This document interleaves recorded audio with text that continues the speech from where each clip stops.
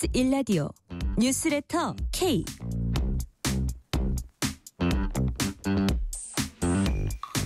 안녕하세요. 뉴스레터 K 진행하는 전종철입니다. 윤석열 전 대통령 부인 김건희 여사가 구속됐습니다. 헌정사상 처음으로 전직 대통령 부부가 동시에 구속 수감된 겁니다. 민주당은 사필기정이라면서 우리 역사의 가장 큰 오점으로 기록될 것이라고 평가했고, 국민의힘은 별다른 입장은 내놓지 않고 공정한 수사를 바란다는 원론적인 입장만 내놨습니다. 특검이 국민의힘 당사를 압수수색한 데 대해서 국민의힘은 천인공노할 야당 탄압이라고 강하게 반발했습니다. 오늘 국정기획위원회는 국민보고대회를 열고 이재명 정부가 5년간 추진할 국정과제를 발표했습니다. 정치 토크 코너에서 주요 정치 현안 자세히 분석합니다. 이재명 대통령이 한미 정상회담 참석차 워싱턴 가는 길에 일본에 들러 한일 정상회담을 열기로 했습니다. 인터뷰 코너에선 오는 25일 개최되는 한미 정상회담에서 논의될 의제와 우리의 전략을 조성열 경남대 군사학과 초빙 교수와 진단해봅니다. 법이 든 성배 코너에선 전방위로 전개되고 있는 김건희 특검 내용 한 걸음 더 들어가서 살펴봅니다. 뉴스레터 K 지금부터 시작합니다.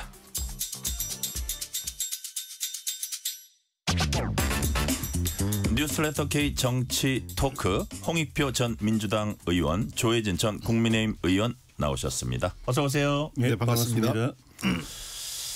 김건희 여사가 구속되면서 헌정사상 처음으로 전직 대통령 부부가 동시에 구속됐습니다. 이 보니까 본래 윤 전 대통령이 서울구치소에 있었잖아요. 그 서울구치소 본래 갈 수도 있었는데 서울구치소 측에서 자기네가 운영상에 좀 문제가 있는지 남부구치소로 이제 갔는데, 여튼 전직 대통령 부부의 동시 수감, 조희진 의원님 어떻게 평가하십니까? 우리나라가 예를 들면 K-팝이라든지 뭐 K-방산이라든지 일련의 K-시리즈는 대한민국을 전 세계에 진짜 우뚝 솟게 만들 정도로 좋은 쪽으로 신기록을 계속 만들고 있잖아요. 그런데 유독 정치만 이렇게 나쁜 쪽으로 기록 갱신을 계속하고 있어요. 지금 말씀하신 것처럼 전직 대통령 부부가 같이 수감되는 거는 처음 있는 일이잖아요. 이런 기록은 없어야 맞고 안 만들어도 되는 건데, 우리 정치는 계속 요 이전에 또 그 기록을, 새로운 기록을 만들고 그 이전에 또 새로운 기록을 만들고 나쁜 기록만 계속 갱신해 나가고 있는 건데, 정말 이거는 뭐 그 두 분의 그 윤석열 전 대통령이나 그 영부인의 개인의 문제가 아니라 나라가 이래 가지고 도대체 나라를 이끌어가는 게 정치잖아요. 근데 정치 영역에서 이렇게 계속 나쁜 기록을 갱신하고 있으니까, 그래서 저는 뭐 살펴봐야 될 게 많이 있겠지만은 이렇게 계속 가가지고는 나라가 정말 좀 걱정이 돼요. 아무리 국민들이 열심히 해가지고 뭐 새로운 좋은 쪽의 기록을 많이 만들어도 나라를 이끌어가는 정치가 이렇게 계속 퇴행하고 퇴보하고 하면은 이 과연 국민들이 노력해서 나라를 계속 끌고 갈 수 있을까, 더 발전시킬 수 있을까. 그래서 살펴봐야 될 게 많지만은 이거를 어떻게 단절할 것인가에 대해서 법적인 문제를 떠나 별개로 뭐 정파 가릴 것 없이 국민들도 이걸 좀 고민을 해야 될 것 같아요. 자, 지금 이제 큰 틀에서 말씀해 주셨는데, 홍익표 의원님 여쭤보기 전에 이제 국민의힘 소속이시니까 1호 당원 아니었습니까? 그리고 그 부인이고 수많은 사람들이 지적했어요. 한동훈 대표를 비롯해 가지고 김건희 여사 문제를 진짜 수도 없이 지적할 때마다 배신자 취급을 당했습니다. 지금까지 과정을 보면은 어떤 말씀을 해주고 싶으십니까? 그 당내 좀 관련됐다는 사람들, 그동안 이것을 이 지경까지 오는데 역할을 했다고 보여지는 사람들이 분명히 있습니다. 뭐 모두가 책임이지만 내가 보기에는 국민의힘 의원들 모두가 책임이고 국민 당원들도 뭐 자유롭지 못한데 그와 관련해서 무슨 말씀을 하시고 싶으세요? 반성해야죠. 그리고 당원과 국민들 앞에 나와서 자기 고백을 해야죠. 참여력을 써야죠. 그리고 책임져야죠. 근데 조용히 숨어 있는 것 같던데요, 지금은? 그러니까 이렇게 해도 넘어가는 분위기가 우리 당의 분위기고, 늘 크게 보면 정치권 전체의 분위기예요. 그러니까 문재인 정부도 잘 나갈 때 그렇게 잘 나갔지만 5년 만에 결국 정권 뺏겼잖아요. 그걸 몰랐던 거잖아요. 근데 그러니까 그 당시에도 사실은 양식 있는 민주당의 의원들은 저는 이제 다른 당의 반대당의 입장에서 저거 나중에 탈날 텐데 라는 생각을 했지만 그 안에도 그런 사람들이 있었을 거예요, 분명히. 왜냐하면 정치에 오래 있으면서 이런 한때 잘 나가지만 금방 이게 업다운이 있어가지고 부메랑이 돌아와가지고 자기가 자기 발등 찍는 거 많이 봐온 사람들은 네. 딱 보이거든요, 그게. 그리고 그런 조언을 한 사람들이 있었을 거예요. 그런데 그걸 그냥 넘어가는 풍토가 정치권이고 또 지금 우리 당의 입장이니까 네. 당연히 그 정치가 좋아지고 발전하고 하려면은 이런 사안이 있으면은 잘못한 사람들은 나와서 자기 고백하고 책임지고 하는 게 보여져야 나머지 사람들이 그걸 보고서 경계심을 갖는 거거든요. 네. 저 자리에 있을 때 저렇게 잘 나가기만 하고 호가호위만 하고 자기 책임 못하고 오히려 권력을 망가뜨리니까 자기도 나중에는 저 부메랑이 오더라. 책임지고 자기도 네. 불행을 겪더라는 걸 봐야 다 경계를 갖게 될 텐데 대충 구렁이 담는 것이 넘어가고 바퀴벌레처럼 숨어 있다가 나중에 또 상황이 좋아질 때 나오면 되는구나. 이런 게 뭐 민주당도 따로 이제 반성할 부분이 있겠지만 우리 당 입장에서 볼 때는 이런 일이 다시 반복이 안 되고 더 나아질 거라는 기대감을 갖기 힘드는 상황이 지금도 이제 전개되고 있는 거죠. 자, 지금 조혜진 의원님은 자기 고백과 반성과 책임을 지는 모습이 필요하다 말씀하셨어요. 홍익표 의원님은 어떻게 평가하십니까? 이 상황. 뭐 우선은 조혜진 의원님이 그렇게 분석하신 이제 안 좋은 헌정의 사례고 뭐 이런 거는 그대로 존중을 하면서 다른 측면으로 보면은 저는 한국 민주주의가 도리어 국제사회에서 존중받는 기회가 될 수 있다고 생각합니다. 꼭 거꾸로요. 왜냐하면 정상적인 사법 시스템이 작동해서 바로 잡았다. 성역 없이 누구라도 잘못된 사람은 처벌받을 수 있다라는 그게 외국에서 흔치 않은 사례예요. 네. 그런 측면에서 저는 거꾸로 우리나라의 사법 시스템 그다음에 민주주의 이런 것들이 살아있는 것 아니냐. 희망을 보았다. 영원한 권력은 없다. 그런 측면에서 모든 권력자들 또는 집권 세력의 입장에서는 반면교사로 삼아야 될 일이죠. 그러니까 본인이 한 일에 대해서는 언젠가는 책임을 진다. 그리고 그 어떤 사회적 정의 앞에 영원히 그것을 단기간에 저희가 회피하고 숨을 수 있지만 영원히 도망갈 수는 없는 것이죠. 그런 측면에서 저는 김건희 씨 문제는 사실 대선 과정에서도 문제가 불거졌고요. 그다음에 집권 초기부터 여러 가지 문제가 나왔잖아요. 아까 조혜진 의원님 얘기하셨지만 아무도 그거를 장악하지 못했어요. 물론 저는 제일 큰 책임은 잘못을 저지른 김건희 씨 본인. 그리고 두 번째는 그런 자신의 아내를 보호하고 도리어 그 문제 제기를 하는 사람들을 내치기 바빴던 윤석열 전 대통령. 결국은 부부가 동시에 파국에 빠졌습니다. 그렇습니다. 그렇게 됐고 그리고 그 옆에서 사실상 알면서도 대통령한테 찍힐까봐 말 못한 그 친윤 핵심들 다들 공범이죠. 저는 그런 와중에도 지금 국민의힘 전당대회 보면 책임지는 사람은 없고 굉장히 희화화되고 있고요. 저는 국민의힘이 좀 정상화되려면 도대체 이 와중에도 아까 조혜진 의원님 반성 이런 얘기 고백 이런 얘기 하는데 반성 고백이 아니라 몸으로 실천하고 책임을 지는 사람이 있어야 됩니다. 아무도 안 나타나잖아요. 그럼 누가 그런 정당한테 희망을 주겠습니까? 책임지는 부분이 분명히 필요하다. 그렇죠. 책임을 실제해 보여야죠. 저는 최소한 우리가 이름만 대면 아는 사람들이 있잖아요. 몇몇 사람들. 한 최소 5명에서 많게는 10명입니다.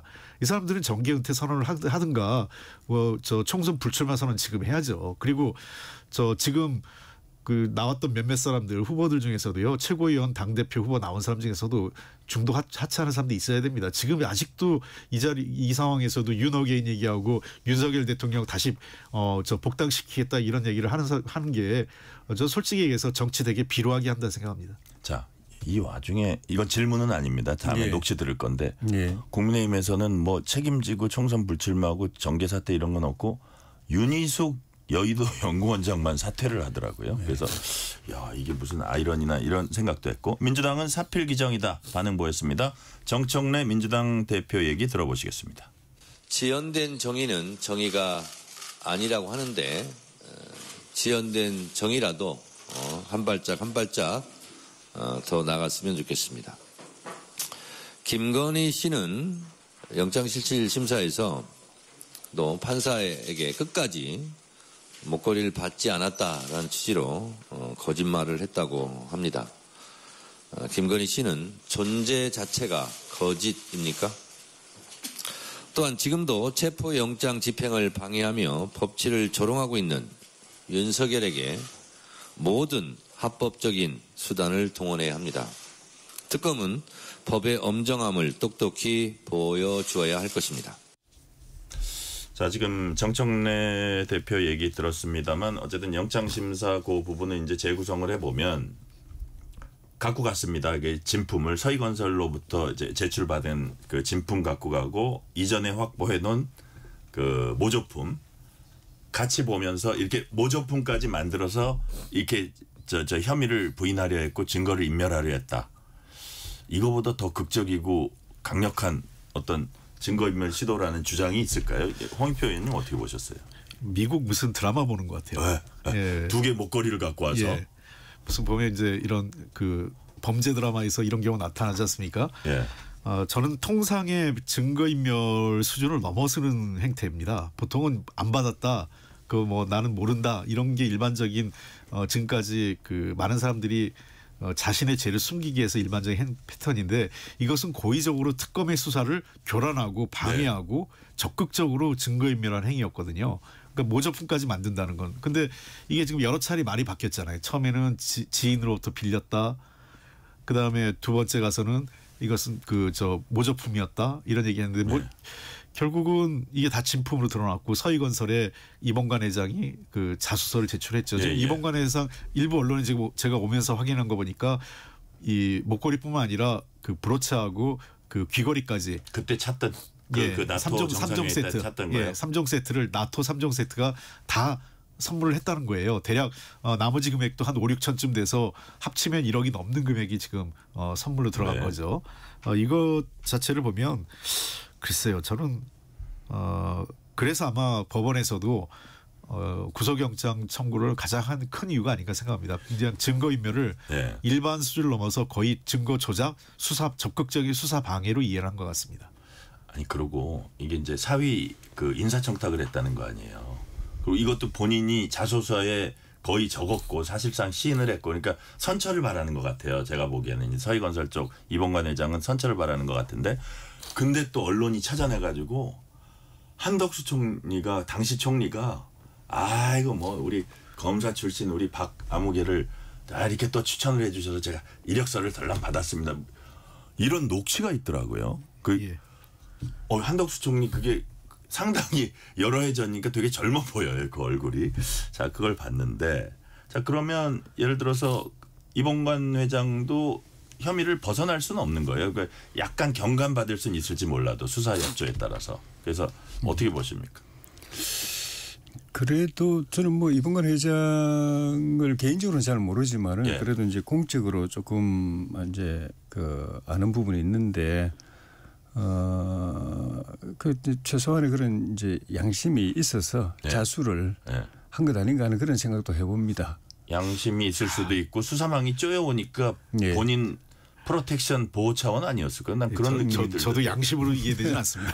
왜냐하면 지금까지 나중에 한번 기회 되면 여쭤보죠. 관련된 그 사람들이 많을 텐데 처음으로 자수를 한 사람이니까 다른 사람들은 지금 아무 말도 안 하고 있는 거 아니에요. 숨기고 있고 뭐 숨어 있고 그런 것이라서 그래서 역설적으로 그런 사람들이 있다면은 이런 걸 보고서 나도 빨리 자수하는 게 낫겠다. 밝히고 선처를 바라는 게 낫겠다라고 하는 그런 이 동기부여를 줄 수도 있겠다 하는 그런 생각이 들었습니다. 네. 하나만 더 여쭤볼게요. 여쭤볼 건데요. 자, 막 모조품까지 준비해두고 그러니까 자기가 받았다가 이게 문제가 되니까 몇 년 뒤에 이제 돌려주고 돌려준 시점이 문제가 되잖아요. 이거는 이미 돌려줬다고 해서 이게 문제된 다음에 돌려준 게 이게 뇌물이 아닐 수가 없는 거 뭐 여러 가지가 걸려 있는데 일이 계속 이리저리 아까 말씀하셨지만 말 바꾸고 이렇게까지 해서 눈에 띄는 고가의 목걸이를 김 여사가 그 집권 초기였는데 그 국제회의에 차고 갔을까요? 그 심리 상태가 뭐였어요? 뭐 어떤 사람은 김 여사가 보기보다는 소탈하고 뭐 소박하다고 그렇게 평가하는 사람이 있는 반면에 그 반대로 완전히 이제 반대의 성향이라고 이야기하는 사람도 있는 것 같고 어느 쪽이든 간에 집권 초기에는 이렇게 좀 대통령 힘이 또 세잖아요. 흔히 하는 말로 이게 날파리라고 그럴까? 예. 많이 달라붙잖아요. 온갖 사람들이 달라붙잖아요. 그래가지고 사람을 그냥 정신 못 차리게 만드는 환경이 모든 정권 때마다 그게 조성이 됩니다. 예. 그럴 때 정신 바짝 차리고 그거를 갖다가 이 변별하면서 해도 그 지나갈까 말까인데 본인이 오히려 그런 측면도 있으니까. 특히나 이렇게 정치권에서 오래 있었던 사람들은 앞부분에 제가 말씀드리지만은 잘 나갈 때 잘 나가다가 거꾸로질 때 처참하게 거꾸로지는 걸 본 사람들은 약간 반면교사가 있거든요.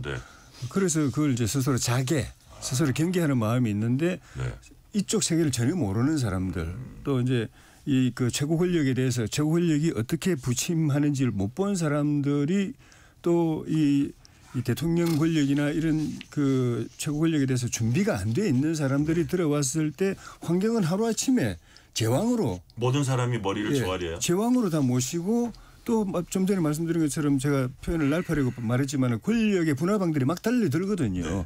그 사람들이 온갖 거 가지고 유혹할 때 정신 바짝 안 차리면은 그냥 휘말려 들게 돼 있는 거죠. 그렇게 되는 거죠. 홍익표 의원님은 어떻게 보셨어요? 왜 그런 지금 생각하면 얼토당토하는 뭐 세 가지 다 차고 갔다면 받아가지고 왜 그런 걸 했을까요? 평소에 좋아했으니까 그러겠죠. 이거는요. 사실 이런 저희 웬만한 서민들은요. 요번에 반클립 나펜이나 또 그 스위스 고가 그 시계 같은 경우요. 그 브랜드 자체도 잘 몰라요. 아니 몇 번 봐도 이름이 기억이 안 나더라고요. 다시 보고 또 쓰고 보통 이랬는데. 우리 서민들이 명품이라고 해도 뭐 비싸야 뭐 한 1,200 몇백 이 정도였지 목걸이가 6천만 원? 뭐 시계가 3천에서 5천 뭐 이렇게 그러니까 우리가 명품이라고 여기는 건 그거에 비한 명품도 아니에요. 그렇습니다. 그러니까 이제 이거는 아는 사람들끼리 하는 건데 그들끼리 이게 이제 그 웬만큼 뭐 소위 중산층에 나름 뭐 그 명품백 하나 갖고 있는데 그 명품백이라는 게 기껏해야 한 300 안팎일 거예요. 300에서 한 500 이 정도. 그런 거하고는 이제 비교가 안 되죠. 공 하나가 한두 개가 더 붙는 거죠. 공 하나가요. 그러니까 저는 이거는 평소에 이런 거에 대해서 관심도 있고 허영심도 있지 않으면 이게 있을 수 없는 일이라고 보고요. 공인 의식 측면에서 이제 거의 제로에 가까웠다고 보시는 그리고 거예요. 저는 이러한 행위들이 무마돼 왔기 때문에 가능했다고 봐요. 그러니까 우리가 옛날 옛말에 그 말이 있잖아요. 바늘도둑이 소도둑 된다고. 만약에 도이치모터스 사건을 제대로 수사하고 그것이 위험했었다면 이렇게 못 가죠. 그랬더니 보니까 우리 남편이 힘이 있으니까 그거 무마가 되더라. 그러니까 그다음부터는 더 큰 걸 받는 게 겁이 없었죠. 그리고 지금 이번 서희건설의 이봉관 회장을 보면요. 저는 양심이라기보다 이게 전형적인 국제정치 게임 이론의 죄수의 딜레마입니다. 이제는 각자 격리된 상태에서 자기의 죄를 줄이는데 주력하는 겁니다. 자백하기 시작하는 거죠. 그리고 실제 서희건설이 굉장히 지금 어려워요. 사업도 좀 쉽지 않고 특히 지역주택 사업 관련돼 가지고 그 조합 뇌물 문제와 관련돼서 상장회사 자격심사까지 지금 거론되고 있는 상황이기 때문에 제가 보기엔 이봉관 회장 입장에서는 자기에 대한 죄를 감형하는 거고 그다음에 회사라도 살려보려고 하는 노력이 있는 거예요. 그러니까 저는 이봉관 회장이 이것을 계기로 통일교나 또는 여러 사람들 있지 않습니까? 이 사람들이 각자 이제는 열심히 자기 죄를 줄이려고 같아요. 그러니까 소위 집사라고 하는 김혜성 씨도 들어온 것 자체가 이제 물증 제출 이런 게 좀 이어질 거라고 그렇습니다. 보는 거예요. 이제는 현실의식이 온 거죠. 더 이상 윤석열, 김건희 부부하고 뭔가 같이 갔다가는 아무 혜택이 없는 거죠. 자기한테 오는 건 손해밖에 없고. 그러니까 이제는 나의 법적 책임, 나의 처벌 수준을 낮추는 것 외에는 다른 고려사항이 없는 겁니다. 자, 요 질문은 홍익표 의원님한테 먼저 해볼게요. 그 영장심사에서 김 여사 측 변호인들이 김 여사 처지를 화무 11홍에 비유했다고 합니다. 이게 맞는 변론인가 하는 약간 갸우뚱해진데 어떻게 보셨어요? 이거? 저도 그 얘기 듣고 이게 뭔 얘기인가 싶었어요. 화무 11홍이 뭐냐. 아마 지금은 현재 힘이 없다라는 걸 얘기하고자 하는 것 같아요. 근데 그거는 잘못된 비유죠. 화무 11홍이라고 할 때는 그 10일간 별 난리굿을 치고 권한 행사를 했다는 걸 상징하잖아요. 지금은 이제 뭐 열흘이 네. 지났어도 그 전에는 강력한 권한이 있었다는 걸 전제로 하는 말 아니에요. 그렇습니다. 그 화무시비롱의 앞에 붙는 단어가 뭡니까? 권불 10년이잖아요. 예, 예. 10년간은 권력 없고 열흘간은 꽃 없다. 이게 보통 같이 붙어 있는 거 아니에요. 그렇죠. 그 화무시비롱을 왜 얘기하냐고요. 저는 이거는 변론이 아니라 우리가 그 지난 3년간 권력질을 했다라는 걸 도리어 자백하는 거 아니 아닌가요? 그러니까 저도 이거 무슨 얘기지? 어떻게 보셨어요? 그 변호인들이 잠깐 착각을 했나 봐요. 너무 피곤해가지고. 저도 이해가 안 됐는데 네. 그 김 여사도 최후 변론에서 1분인가 이야기하면서 대통령과 결혼하기 전에 이야기까지 막 나와가지고 뭐 좀 힘들다 이렇게 이야기를 했잖아요. 네. 근데 그게 예를 들면은 사법 이슈 같으면은 그거는 대통령하고 결혼하기 전에 저지른 것이든 후에 저지른 것이든 뭐 공소시효가 있느냐 없느냐 그것만이 문제지 그 이전의 거는 그 용서되고 그 이후의 건 용서 안 되고 이런 건 아니잖아요. 네. 그래서 그 이야기 한 건지 아니면은 약간 혼란스러웠나 봐요. 아니면 대통령과 결혼하기 전에 사생활에 대해서 너무 뭐 옛날 이야기인데 너무 대통령 부인 됐다고 해서 너무 나를 이렇게 괴롭혔다. 나는 너무 힘들었다. 그런 건지. 그러니까 그런 맥락에서 보면은 변호인이 하는 이야기나 우리 김 여사가 한 변론이나 다 그러니까 잘 이해가 안 되는. 감정적으로 와서 너무 힘들다고 네. 자, 호소하는 얘기가 같아요. 비유 자체가 잘못됐어요. 그러니까요. 이게 뭔가 약간 좀 착각했다고 하나 뭐 이렇게 그런 것 같고 오늘 김건희 특검은 국민의힘 여의도 당사를 압수수색했습니다. 당은 강하게 반발했습니다. 송원석 국민의힘 원내대표 얘기 들어보시겠습니다. 제1야당 당원들의 축제인 전당대회가 진행 중임을 빤히 알면서도 이곳 합동연설회장에 당원들이 모두 모인 가운데 당의 심장이라 할 중앙당사를 압수수색했다는 것은 유례가 없고 천인공모할 야당 탄압입니다. 야당 전당대회를 방해하는 일명 용팔이 사건 같은 깡패짓을 자행한 것입니다. 우리 당은 제 아무리 특검이 방해하더라도 당당하고 의연하게 전당대회 행사를 치르겠습니다. 이재명 정권은 결코 폭력적으로 야당을 굴복시킬 수 없다는 것을 꼭 명심하기 바랍니다. 자, 조희진 의원님, 예. 뭐 당사를 압수수색하면 당한테 진짜 큰 일입니다. 그러니까 이걸 뭐 강하게 반발하고 이런 건 좀 이해는 되는데, 예. 근데 특검 입장에서 예를 들어서 공천 개입 의혹 관련해서 공관위 회의록이라든지 예를 들어서 뭐 통일교의 조직적 이거는 이제 윤석열, 홍준표 여기 이제 관련되는 건데 경선에 관련되는 건데, 예.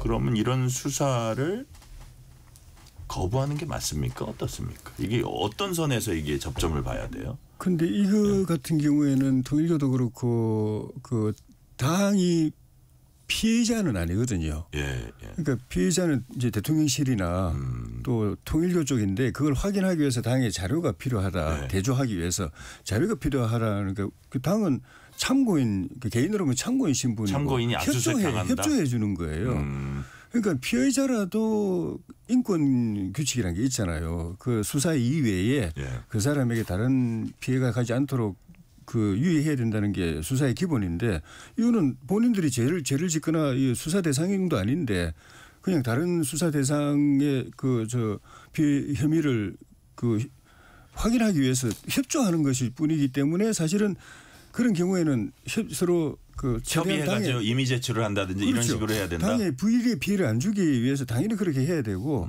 지금 또 전당대회 기간이잖아요. 예. 당이 축제 기간에 축제는 아니지만 어쨌든 축제처럼 보이진 않지만 여하튼 예. 당이 좀 중요한 시기잖아요. 1년 중에 제일 중요한 시기가 어떻게 보면 전당대회인데 네. 그런 데 대해서 그 협조를 받는 걸 넘어서가지고 빈집털이라는 얘기도 피해를 주진 않을까라는 고민을 당연히 해야 되는데 거꾸로 민주당 집권당이 피해 혐의를 받고 있는 것도 아닌데 자료 협조가 필요해가지고 하는데 막 들어가지고 압수수색 하라고 하면 민주당 특검이 그걸 함부로 하겠습니까? 그럼 민주당이 가만히 있겠습니까? 그런 점에서 당이 반발할 수밖에 없는 거죠. 야당 탄압적 요소가 있다. 우리가 죄를 지었기 때문에 수사받는 입장에서 네. 우리의 죄를 규명하기 위해서 압수수색 영장 들어와가지고 한다고 하면 사실 할 말은 없는데 이건 경우가 좀 다르죠. 자, 홍익표 의원님이 이 사안 어떻게 보세요? 저는 기본적으로 이런 사안에 대해서 굉장히 유의해야 된다고 생각을 해요. 저희가 원내대표 할 때 법원행정처장이랑 이제 차담이 있을 때 제가 3가지 주문을 했어요. 그때 윤석열 정부가 하도 무도하게 압수수색 영장을 청구하고 그다음에 법원에서 너무 남발해서 법원이 좀 신중했으면 좋겠다고 3가지 요청한 게 있습니다. 첫째는 헌법기관과 정당, 그러니까 국회를 얘기했죠. 그 당시에는 국회와 그 정당에 대한 압수수색. 그다음에 2번째는 언론기관. 그리고 3번째는 로펌. 그때 로펌까지 그 윤석열 정부 초기에 막 털어가지고 민주당 관련 사안은 대부분의 로펌들이 안 받으려고 그랬어요. 그래가지고 제가 특정 로펌이 민주당 건을 제일 많이 받았는데 그거는 거기밖에 받는 데가 없어서 그랬습니다. 그래서 그런 부분에 대해서는 법원이 좀 신중했으면 좋겠다 이런 얘기를 했는데 그런 의견을 전하셨어요. 예, 그런 적이 있어요. 근데 자 이렇게 봅니다. 저 입장 바꾸려면요. 민주당 털 때 국민의힘이 뭐라 그랬는지 한번 묻고 싶습니다. 그때 당연히 법원 엄정한 법적 처리이기 때문에 민주당이 법 처리에 반대하면 안 된다. 이건 법을 무시하는 거다. 그랬었나요? 이렇게 얘기했어요. 예. 그때 왜냐하면 말도 안 되는 게 그 당시에 김용 씨가 민주당 그것도 비상금 부원장을 했어요. 그리고 정진상 씨가 당대표 정무실장을 했었죠. 근데 이분들이 소위 얘기해서 부정 비리가 있었다고 할 시점은 성남시장 또는 경기도지사 있을 때 얘기예요. 네. 근데 민주당을 털은 겁니다. 그것도 비상금 부원장이고 민주연구원인데 전혀 연관이 없다. 아무 연관이 없는 건데요. 그때 일종의 그 정당 흠집내기죠. 민주당이 부패한 집단이다 이런 걸 보여주기 위해서 결국은 털어갔어요. 그래서 그때와 지금이 다르다. 뭐 이런 말씀이시네요. 예, 그러니까 국민의힘이 그때 한 얘기가 있을 거예요. 뭐라 그랬는지. 그러니까 저는 결국은 제가 이 얘기를 왜 하냐면 정당들이 입장이 바뀌면 그때 생각이 바뀐다는 거예요. 네. 자, 교통 상황 알아보기 전에 조혜진 의원님께 하나 여쭤볼게요. 명태균 씨가 언론 인터뷰 통해서 2022년 공천 당시에 김건희 여사로부터 이른바 공천 살생부를 메신저로 전달받았다. 여기에 서병수, 하태경 당시 의원 그리고 조혜진 의원님 이름이 이제 거론되고 있습니다. 그래서 하태경 전 의원은 지금 진상조사 공개 요구하고 있는 상황이고요. 우리 조혜진 의원님 좀 파악해 보셨어요? 결과적으로는 저는 이제 기존에 3선을 했던 지역에서 공천이 안 되고 흠지로 이제 간 셈이죠. 그런데 뭐 그때 대통령실이란 이런 데서 통보로 온 건 없었고 저한테 기존 지역에서 공천이 안 된다. 나가려면 출마하려면 흠지로 가야 된다고 이야기한 거는 이제 공관위에서 연락이 온 거예요. 그런데 공관위에서 연락을 하는 사람들이 그런 걸 결정할 수 있는 사람은 아니었거든요. 그러니까 지금 만약에 명태균 씨 그 이야기가 맞다면은 뭐 대통령 쪽이든 김 여사 쪽이든 거기서 결정하고 공관위에다가 압박을 해가지고 그렇게 관찰하도록 중간에 역할을 한 사람들이 있겠죠. 한 사람이든 두 사람이든 뭐 대통령실에서도 있을 수 있고 당 쪽에서도 있을 수가 있는데 이제 하태경 의원은 그 사람들이 누가 그런 역할을 했는지 그리고 그 어떤 과정에서 그렇게 결정됐는지를 당에서 빨리 조사해서 밝혀달라. 그 이야기이죠. 네. 실시간 교통 상황 알아보겠습니다. 라디오 교통정보센터 김민혜 리포터 나와주세요. 네, 이 시각 교통정보입니다. 퇴근 시간이 가까워지면서 도로 이동량 빠르게 늘고 있는데요. 특히 서울시내 주요 간선도로는 여전히 도로 통제 구간이 있어서 도로 이용에 참고하셔야겠습니다. 노들길 성산대교 쪽 양화대교 부근 2차로에서는 추돌 사고 났습니다. 고속도로는 수도권 제1순환고속도로 일산에서 판교 쪽으로 성남에서 송파까지 쭉 더디게 지나고 있고요. 상일에서 구리 남양주와 또 계양에서 송내까지 각각 6km씩 어렵습니다. 경부고속도로 서울 쪽은 오산 부근으로 주춤하고요. 이후 기흥에서 수원, 더지나 판교에서 판교 분기점까지도 정체입니다. 양재에서 반포까지는 7km 더디게 지나고 있고요.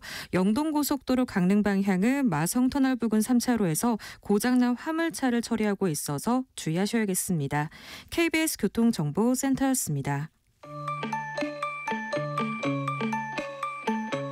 퇴근길, 당신과 함께 있는 세상 이야기. KBS 1라디오 뉴스레터 K. 문자 샵 9730, 짧은 문자 50원, 긴 문자 100원. 어플리케이션 콩은 무료. 유튜브 KBS 일라디오 계정 채팅창도 열려 있습니다. KBS 일라디오 뉴스레터 K 정치 토크 홍익표 전 민주당 의원, 조혜진 전 국민의힘 의원과 얘기 나누고 있습니다. 사면 후폭풍 잠깐 좀 다루고 다음 주제로 넘어갈게요. 자, 이게 이제 8월 15일 이재명 대통령 국민 임명식에 국민의힘 개혁신당 참석 안 하기로 했고요. 이명박 전 대통령, 박근혜 전 대통령 뭐 건강상의 이유를 들긴 했는데 참석 안 할 거. 여당은 참석 설득 안 하겠다고 했습니다. 앞서서 민주당 원로들은 정청래 대표 초청 간담회에서 정치 복원 주문하기도 했고 뭐 문희상 뭐 이용득 이런 분들이 이제 얘기를 하더라고요. 자, 이런 전체 상황들은 어떻게 보셨습니까? 홍익표 의원님. 그래서 이제 뭐 전직 대통령 이명박 대통령이나 박근혜 대통령은 뭐 건강상의 이유로 불참할 수 있다고 보는데 어쨌든 8.15 행사고 나름 제대로 된 그 취임식을 갖지 못한 이재명 대통령 측에서 준비한 행사지 않습니까? 네네. 그렇다면 저는 아무리 그 서로 뭐 여러 가지 좀 정치적으로 갈등이나 그 긴장이 높아졌다고 하지만 이런 행사에는 그래 뭐 당은 아니더라도 당을 대표해서 몇 분이 참석하는 게 맞지 않느냐 이런 생각을 합니다. 네. 더군다나 사면복권을 빌미로 얘기한다는 건 더 나간 것 같아요. 도리어 뭐 이번에 당사를 예를 들면 압수수색한 거 이걸 갖고 얘기했다면 저는 차라리 약간 이해할 수 있겠어요. 저는 아까도 얘기했지만 기본적으로 여야가 지금 현재 여야가 바뀔 때마다 서로 자기 당 털릴 때마다 이거에 대한 불만들을 서로 제기하고 있는데 이거는 도리어 뭐 얘기할 수 있다 생각되지만 특검을 갖고 얘기하는 것은 그 사면복권을 갖고 얘기하는 건 좀 그렇습니다. 왜냐하면 사면복권은 대통령의 고유 권한이고 네. 실제 송원석 비대위원장도 나중에 입장을 바꿨지만 본인도 명단 주면서 이거 해달라고 그랬고 그게 더 반영이 됐잖아요. 이후에 뭐 하지 말자 이렇게 얘기를 했지만 의문의 일패를 당했죠. 예. 네. 그러니까 이것 자체도 되게 모양 빠지는 일이었고 모양 빠지고 명단의 비중이나 뭐 양쪽을 비교해 보면 그리고 뭐 조국 전 대표에 대해서 이런저런 얘기하지만 저는 조국 전 대표에 대해서 물론 국민들의 양론이 있는 건 맞습니다만 그 본인은 물론이고 그 가족들이 지금까지 당했던 일들을 보면 나름의 충분한 그 자신들이 저지른 것 이상으로 저는 그 대가를 치렀다고 생각을 해요. 저는 이제쯤은 조국 전 대표와 그 가족들을 정치권에서 좀 놔줬으면 좋겠어요. 조국 대표 원래 정치를 계속 할 거니까 어쩔 수 없지만 조국 대표 가족들은 좀 놔주고 이제는 하나의 정치인으로서 다른 그 사람이 하는 일을 보고 평가를 해야지 언제까지 이 과거의 문제를 갖고 조국 전 대표를 잡으려고 하는 거는 저는 조국 전 대표는 이미 정치적으로 사면받은 건 지난해 4월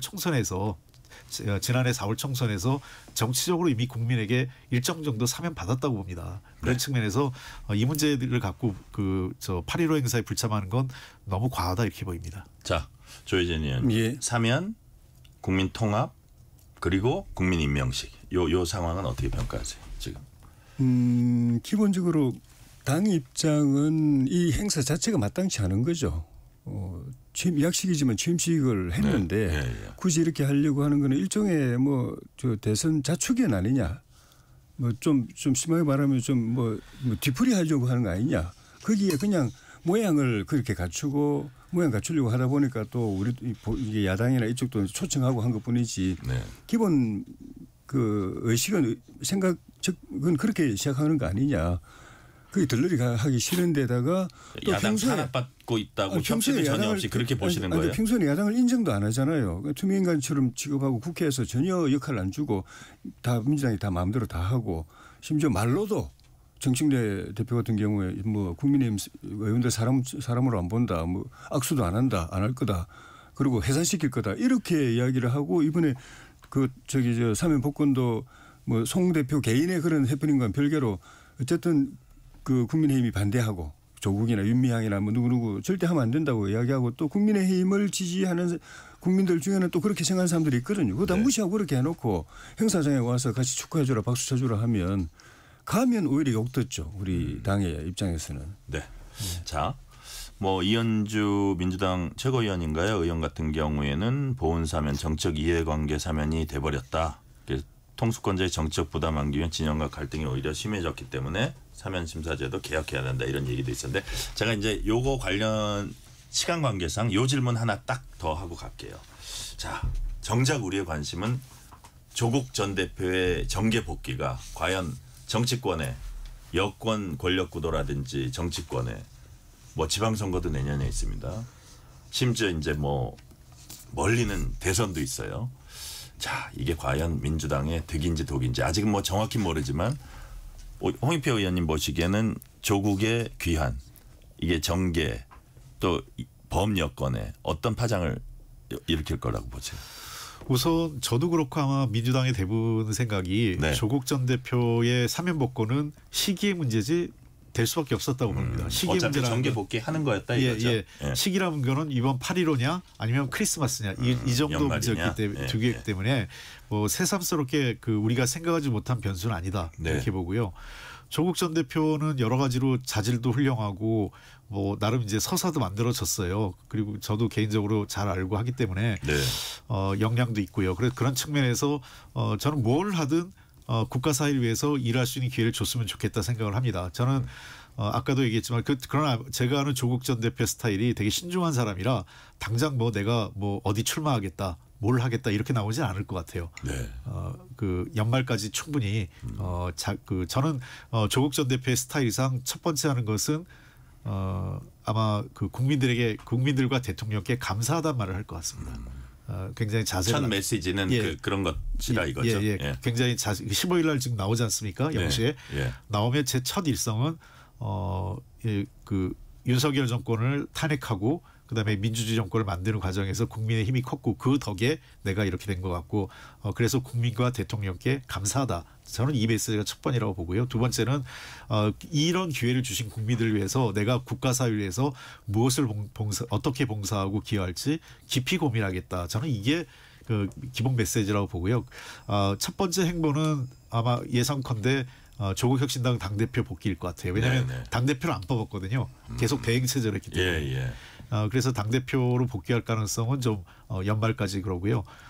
그 이후에 국회의원 보궐로 갈지 지방선거로 갈지 어떤 형태로 갈지는 그거는 조국 혁신당이 그 당시에 처한 상황 그리고 국내 정치 상황과 맞물려 있지 않나 생각을 합니다. 네.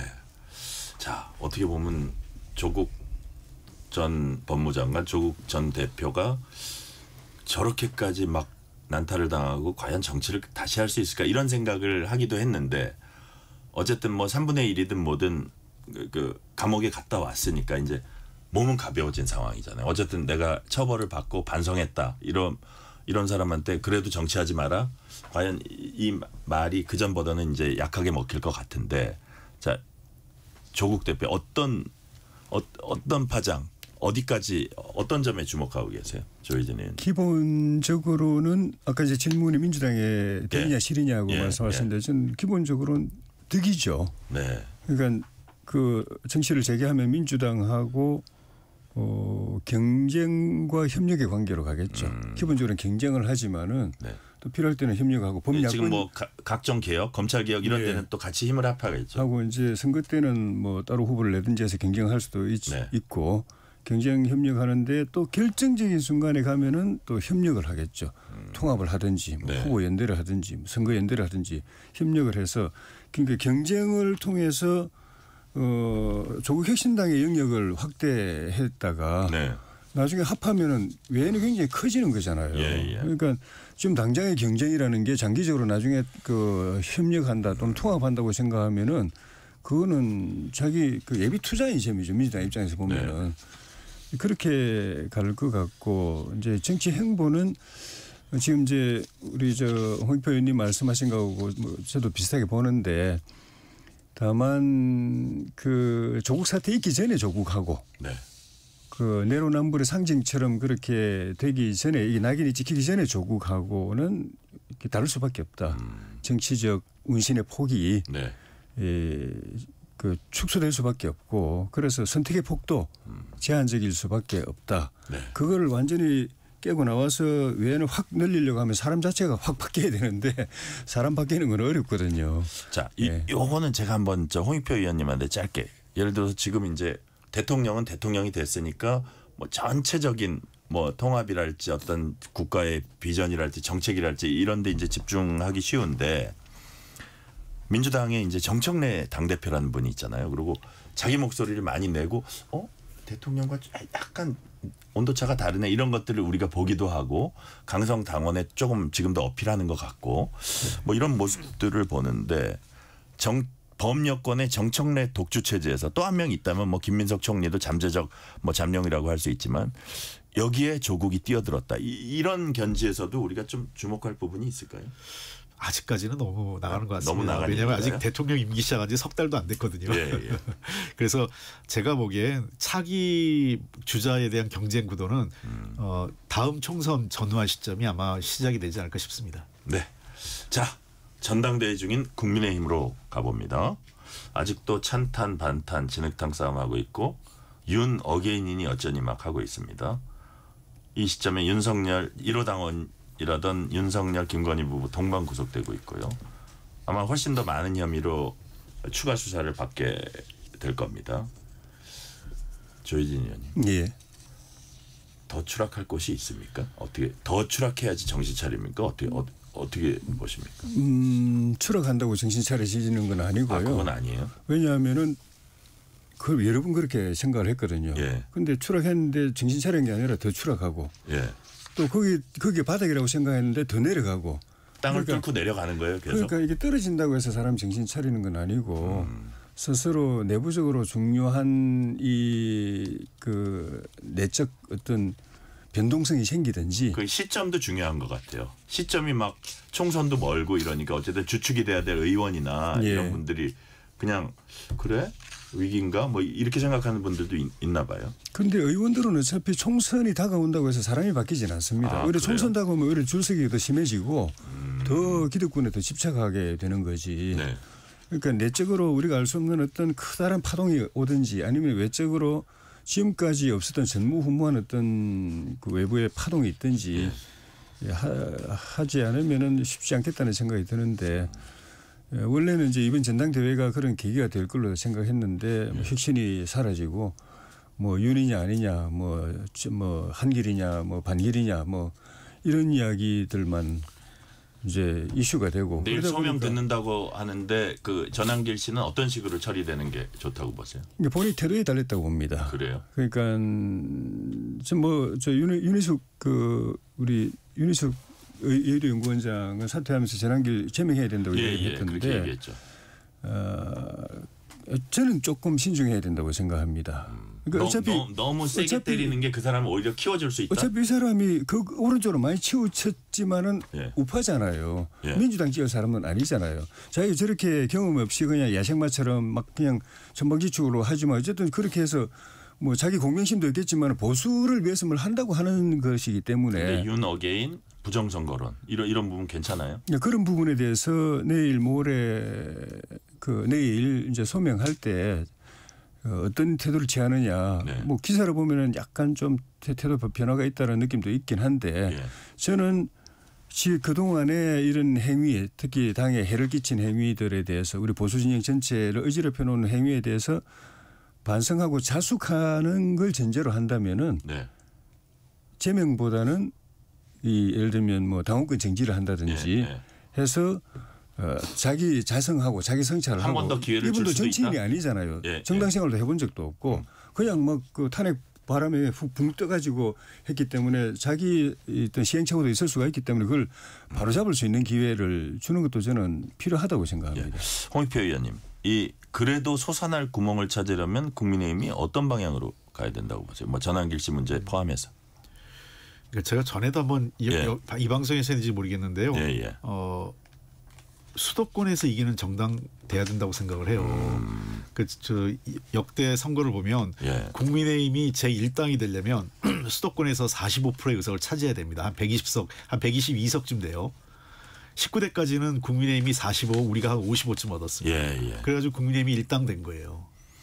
근데 20대 국회 때부터 우리가 65% 이상 가져오면서 그리고 21대, 22대는 거의 80%까지 가져오면서 압도적 차이가 난 거죠. 수도권에서 얻으려면 중도나 20대를 잡지 않고는 어렵습니까? 그게 이제 그때 그 국민의힘 내부에서 나왔던 과거 이준석 대표 시절에 중수청이라고 그랬잖아요.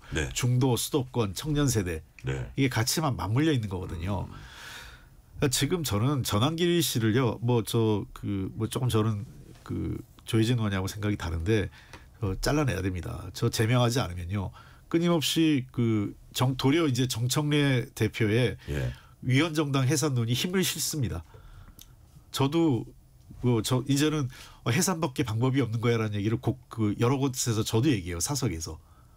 최근에 전환기 씨 행태를 보면서 나도 정청래 대표하고 처음에 생각이 달랐는데 정청래 대표 말이 맞는 것 같아. 이제 그 외엔 방법이 없는 거 아닌가 싶다. 이런 얘기까지 합니다. 저 자신까지. 그럴 정도로. 거기에 전환길 씨 문제가 좀 중요한 변수가 된다고 보시는 거예요? 예. 그러니까 어떻게 100석이 넘는 야당, 그다음에 집권 경험이 있는 국민의힘이 전환길 씨한테 휘둘려 가지고 그 전당대회가 엉망이 되는데 그 사람 눈치를 보고 그 사람 하나 잘라내지 못하고 이 사람 잘라내면 또 우파의 또 세력 기반을 잃을까 이런 걱정하고요. 또 그 양반들이 모아놓은 이 유튜브 방송에 당내 선관위하고 협의해서 만들어진 방송에 모르겠어요. 그 사람들이 우리한테 와서 신문 받아 자격평가 받아 하는데 당대표 나가려는 사람, 최고위원 되는 사람들이 나가서 다 하고요. 제가 그래서 어디 가서 정치되게 비로하게 한다고 그랬어요. 근데 저는 좀 다른 친윤 감별사라는 얘기도 합니다. 예, 말씀하시죠. 다른 게 민주당은 우리 국민의힘에서조차도 극우라고 평가되던 분들도 영입해 갔잖아요. 네. 그리고 통진당 계열 극좌까지도 품고 있잖아요. 그러니까 세력이 저렇게 큰 거잖아요. 그리고 그걸 갖다가 딱 당신들은 우리 이 노선하고 안 맞으니까 못 들어와 또는 있더라도 잘라내 이렇게 안 하잖아요. 근데 중심이 중요한 것이지. 중심이 중요한데 저는 중심이 흔들리고 있는 거 아닌가요? 흔들리고 있죠. 중심이 없으니까 전환길 씨 같은 사람이 만만하게 보면 저 비어 있네. 내가 여기 중심을 제대로 잡으면 그 정도는 어느 정도 핸들링하면서 갈 수 있다. 통제하면서 관리하면서 가야 되는 거죠. 그래가지고 이 범우파 세력 전체를 키워야 되는 거죠. 중심은 어디까지나 개혁적 중도 보수로 가고 그러다 보면 약간 오른쪽에 조금 더 오른쪽이 있고 좀 더 오른쪽도 있고 좀 더 오른쪽 있고 당 내에도 그렇고 당 밖에도 있고 그 전체가 같이 갈 수 있도록 하는 리더십을 만들어내야 되는데 혁신하면서 통합을 해낼 수 있는 리더십을 우리 전당대회에서 만들어내야 되는데 혁신도 없고 통합도 없고 그냥 안에서도 갈라져 가지고 나는 내 표만 관리하고 저쪽 표는 같이 못할 사람들 전당대회 가보면 그러고 있거든요. 근데 그래서 문제인 거죠. 한 가지만 얘기할게요. 우리 극자에서 구가 다 있다 그러는데 그거는 이렇게 얘기하면 우리 당에 들어온 건 아니고 대통령이 같이 할 수 있는 사람들이 누구냐 그 사람의 생각이 뭐든 간에 비상계엄과 내란에 반대하고 그다음에 소위 선거 부정 부정 선거론에 동참하지 않는다면 같이 할 수 있다고 이미 원칙을 밝혔어요. 저는 국민의힘이 그 정도의 원칙은 가져야 된다는 거죠. 자, 시간이 딱 2분 남아서 짤막하게 한 질문만 드릴게요. 오늘 대통령 직속 국정기획위원회가 국민보고대회 열고 이재명 정부 5년간의 국정운영 청사진 공개를 했습니다. 자, 가장 눈에 띄는 게 대통령 4년 연임제, 대선 결선 투표제, 어쨌든 권력 분산 위한 어떤 헌법 개정 필요성 이제 거론했는데, 자, 근데 되게 시간적인 여유가 있는 것 같지만 또 대통령 입장에서는 국정 과제가 혹시 이게 약간 개헌 논의에 블랙홀처럼 빨려 들어갈까 이런 우려도 할 수도 있는데 조혜진 의원님 보시기에 이 논의가 잘 진행돼서 어떻게 좀 권력 구조가 바뀔 가능성이 있다고 보십니까? 시간 관계상 높지 않다고 봅니다. 어렵다고 봐요? 예, 별로 높지 않다고 보는데 지금 말씀하신 블랙홀론이라는 건 역대 대통령들, 역대 정권들의 똑같은 판에 박힌 듯한 핑계였거든요. 그런데 실체는 뭐냐 하면은 할 생각이 없었거든요. 그 위약을 했거든요. 공약을 해놓고 뒤집었거든요. 그런데 뒤집기는 싫으니까 그런 논리로 결국 피하다가 중간에 가서 하겠다, 말에 가서 하겠다. 결국 이제 10월 다 보내버리고 역대 정권이 판박이처럼 똑같이 해왔기 때문에 결국은 할 생각이 없는 거예요. 할 생각이 있다면은 이런 일대로 하고 개헌대로 할 수 있는 거지 왜 못합니까? 지금도 다 그렇게 하고 있는데 한편으로 내란 청산이라고 하면서 다 하고 있으면서도 또 국정과제 추진하잖아요. 근데 할 생각이 없는 것이 문제고 할 생각이 있다면 1년 안에 해야 되고 그 뒤로는 할 생각이 있어도 현실적으로 어렵다. 중반에 가까워지면 벌써 어렵다. 할 생각이 있다면 해야 되고 그건 1년 안에만 가능하고 넘어가면 어렵다. 홍익표 의원님 시간 거의 다 된 한 3, 40초밖에 안 남았는데 4년 연임제 지금 민주당이 좀 상황이 좋기 때문에 민주당한테 솔깃할 수도 있을 것 같아요. 아니 저 원래부터 이거 안에 찬성해서 저는 왜냐하면 4년 중임제에 정부통령제로 가는 게 맞다 이렇게 생각을 합니다. 네. 결선 투표제도 해야죠. 결선 투표제까지 하고 이게 맞고 좀 어떻게 좀 이게 논의가 가능해서 실제로 어떻게 이렇게 결론을 맺을 수 있다고 보시는 거예요?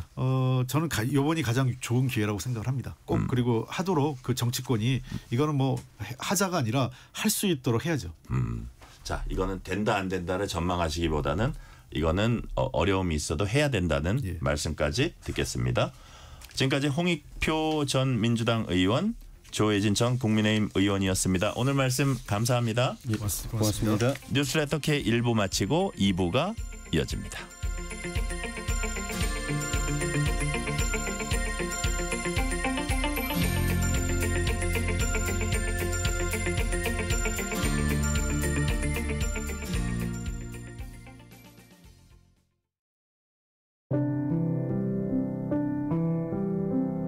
KBS 라디오 연중기획 희망충전 대한민국 651번째 이야기. 안녕하세요. 아나운서 유지원입니다. 16 소원이는 요즘 점점 웃음을 잃어가고 있습니다. 3년 전 집을 나간 엄마는 연락조차 닿지 않고 5급 지체장애가 있는 아빠는 작은 오토바이로 고물을 모으며 힘겹게 생계를 이어가고 있는데요. 이런 상황을 아는 소원이는 아파도 참고 내색하지 않으며 지내왔습니다. 하지만 얼마 전 참아왔던 치아 통증이 심해져 병원을 찾았고 앞니 4개는 이미 까맣게 썩어 임플란트가 시급하다는 진단을 받았습니다. 어금니 7개의 신경치료도 절실한 상황. 하지만 지금의 형편으로는 치료를 시작조차 하기 어려운데요. 하루하루 진통제로 버텨보지만 앞으로의 시간들이 막막하기만 합니다. 오늘도 손으로 입을 가린 채 고개를 떨구는 소원이. 한창 웃음 가득할 나이의 소원이가 밝고 건강한 미소를 되찾을 수 있도록 여러분의 사랑과 지원을 보내주세요. 여러분의 따뜻한 손길이 희망의 빛이 됩니다. ARS 060-700-1580 060-700-1580 한 통화 3,000원으로 희망을 선물해 주세요. KBS 라디오 연중기획 희망충전 대한민국은 초록우산 어린이재단, 인탑스 주식회사 그리고 청취자 여러분과 함께합니다. ARS 060-700-1580 한 통화 3,000원입니다.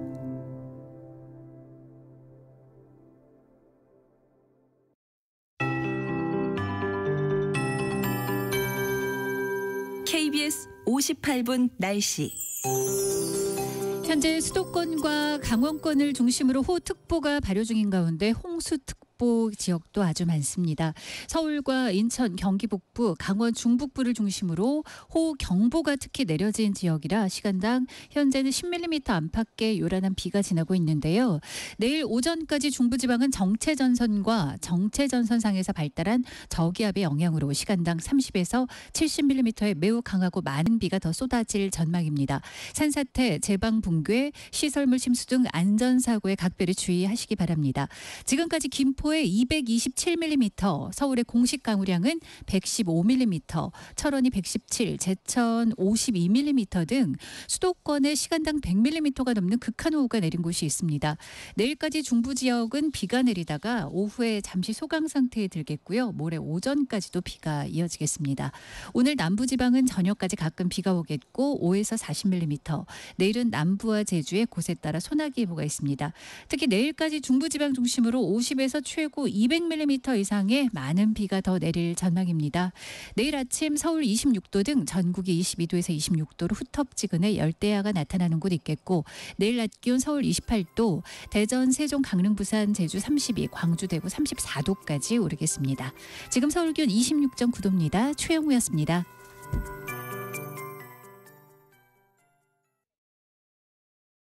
정성을 다하는 국민의 방송 KBS가 6시를 알려드립니다.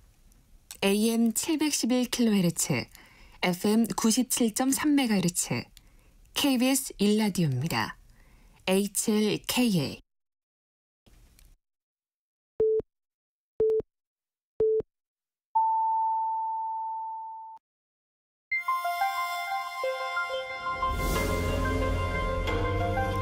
KBS 1라디오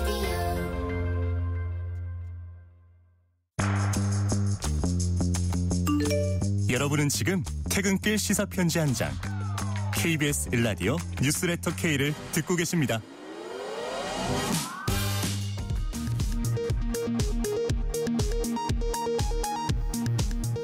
이 시각 라디오 정보센터 뉴스입니다. 이재명 대통령이 오는 24일 방미 순방길에 오르기에 앞서 23일부터 24일까지 일본을 방문해 이시바 시게루 일본 총리와 한일 정상회담을 가질 예정입니다. 이재명 대통령이 후보자 낙마로 공석인 교육부 장관 후보자에 최교진 세종특별자치시 교육감을, 여성가족부 장관 후보자에 원민경 변호사를 지명했습니다. 김건희 여사에 대한 구속영장이 어젯밤 발부됐습니다. 이로써 김 여사와 윤석열 전 대통령은 헌정사상 최초로 동시 구속된 전직 대통령 부부가 됐습니다.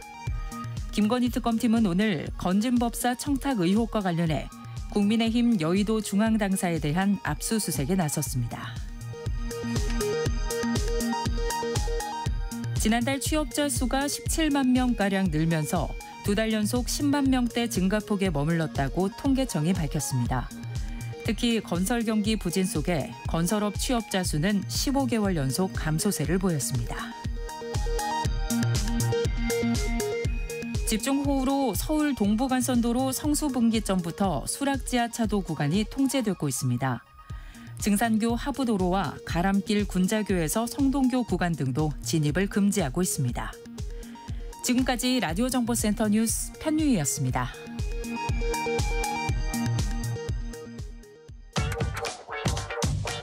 뉴스의 진수를 보여주는 인터뷰. 뉴 진수. 이재명 대통령이 오는 24일부터 26일까지 미국을 방문합니다. 트럼프 미국 대통령과 한미 정상회담은 오는 25일 열립니다. 또 한미 정상회담 참석차 워싱턴 가는 길에 일본에 들러서 한일 정상회담을 열기로 했다고 오늘 대통령실이 밝혔습니다. 한미 정상회담에서 한미 관세 협상 후속 조치와 함께 안보 분야 현안에 대해서 집중 다루고 거기에 대한 합의를 이끌어낼 걸로 보입니다. 그래서 이번 회담 결과는 방위비 분담금 증액 문제 이런 데 그치지 않고 한미 동맹과 북핵 문제,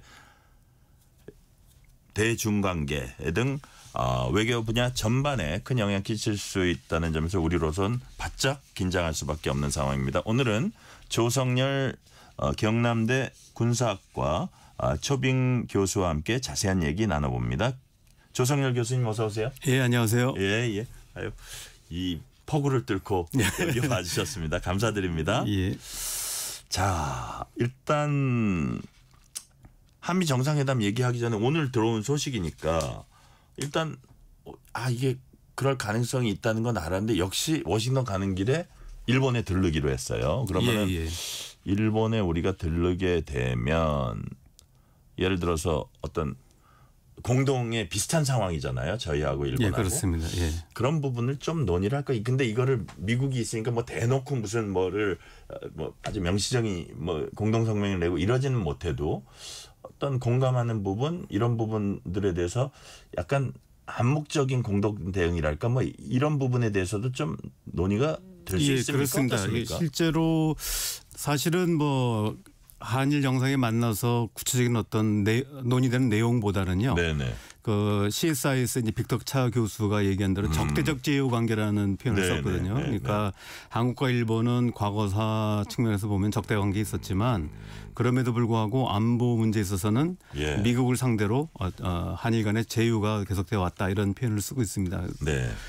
사실 이제 이 전례가 있는데 옛날에 1980년 초에 낙하산의 총리가 미국을 방문하기 전에 이제 한국을 방문해서 한일 관계를 이제 먼저 정리하고 미국을 방문한 적이 있습니다. 아마 이번의 경우도 이재명 대통령께서 이제 미국 방문하기 전에 일본을 방문함으로써 한일 관계가 이렇게 좋다. 이걸 이제 보여주려고 하는 의미가 굉장히 크다고 생각합니다.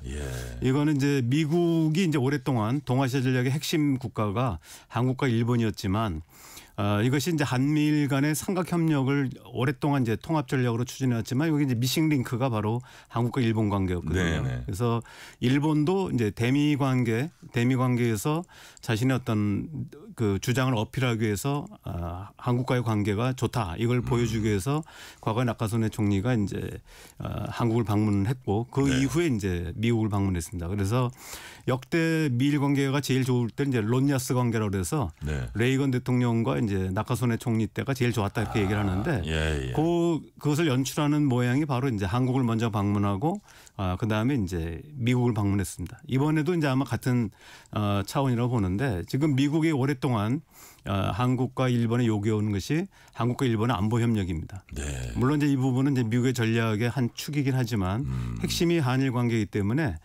이번에 이제 우리 정부 입장에서 보면은 이제 일본과의 관계를 돈독히 함으로써 대미 관계에서 우리가 하고 싶은 얘기를 하려면 먼저 미국이 생각하는 한국에 대한 요구사항, 우려사항들을 이제 선제적으로 해소할 필요가 있었다 이렇게 생각을 합니다. 그러니까 그런 말씀이시군요. 그러니까 예를 들어서 이번 회담이 아무래도 그 안보 분야, 우리나라의 전체적인 어떤 전략 분야, 이 동아시아에서 이런 분야에 이제 많이 치중되고 물론 뭐 관세 협상 후속 조치도 좀 세분화되고 하겠지만 이 부분의 안보 분야나 우리의 앞으로 향후 전략 부분 이런 부분에 이제 영향이 있을 텐데 그런 부분에 있어서 트럼프 대통령한테 가서 이재명 대통령이 자 일본하고 이런 우리가 이렇게 굳게 하기로 했다는 얘기를 하는 것도 상당히 플러스 요인이 되겠네요. 예, 그렇습니다. 지금 트럼프 대통령의 세계 전략은 이제 보통 역의 균형 전략이라고 하는데 네네.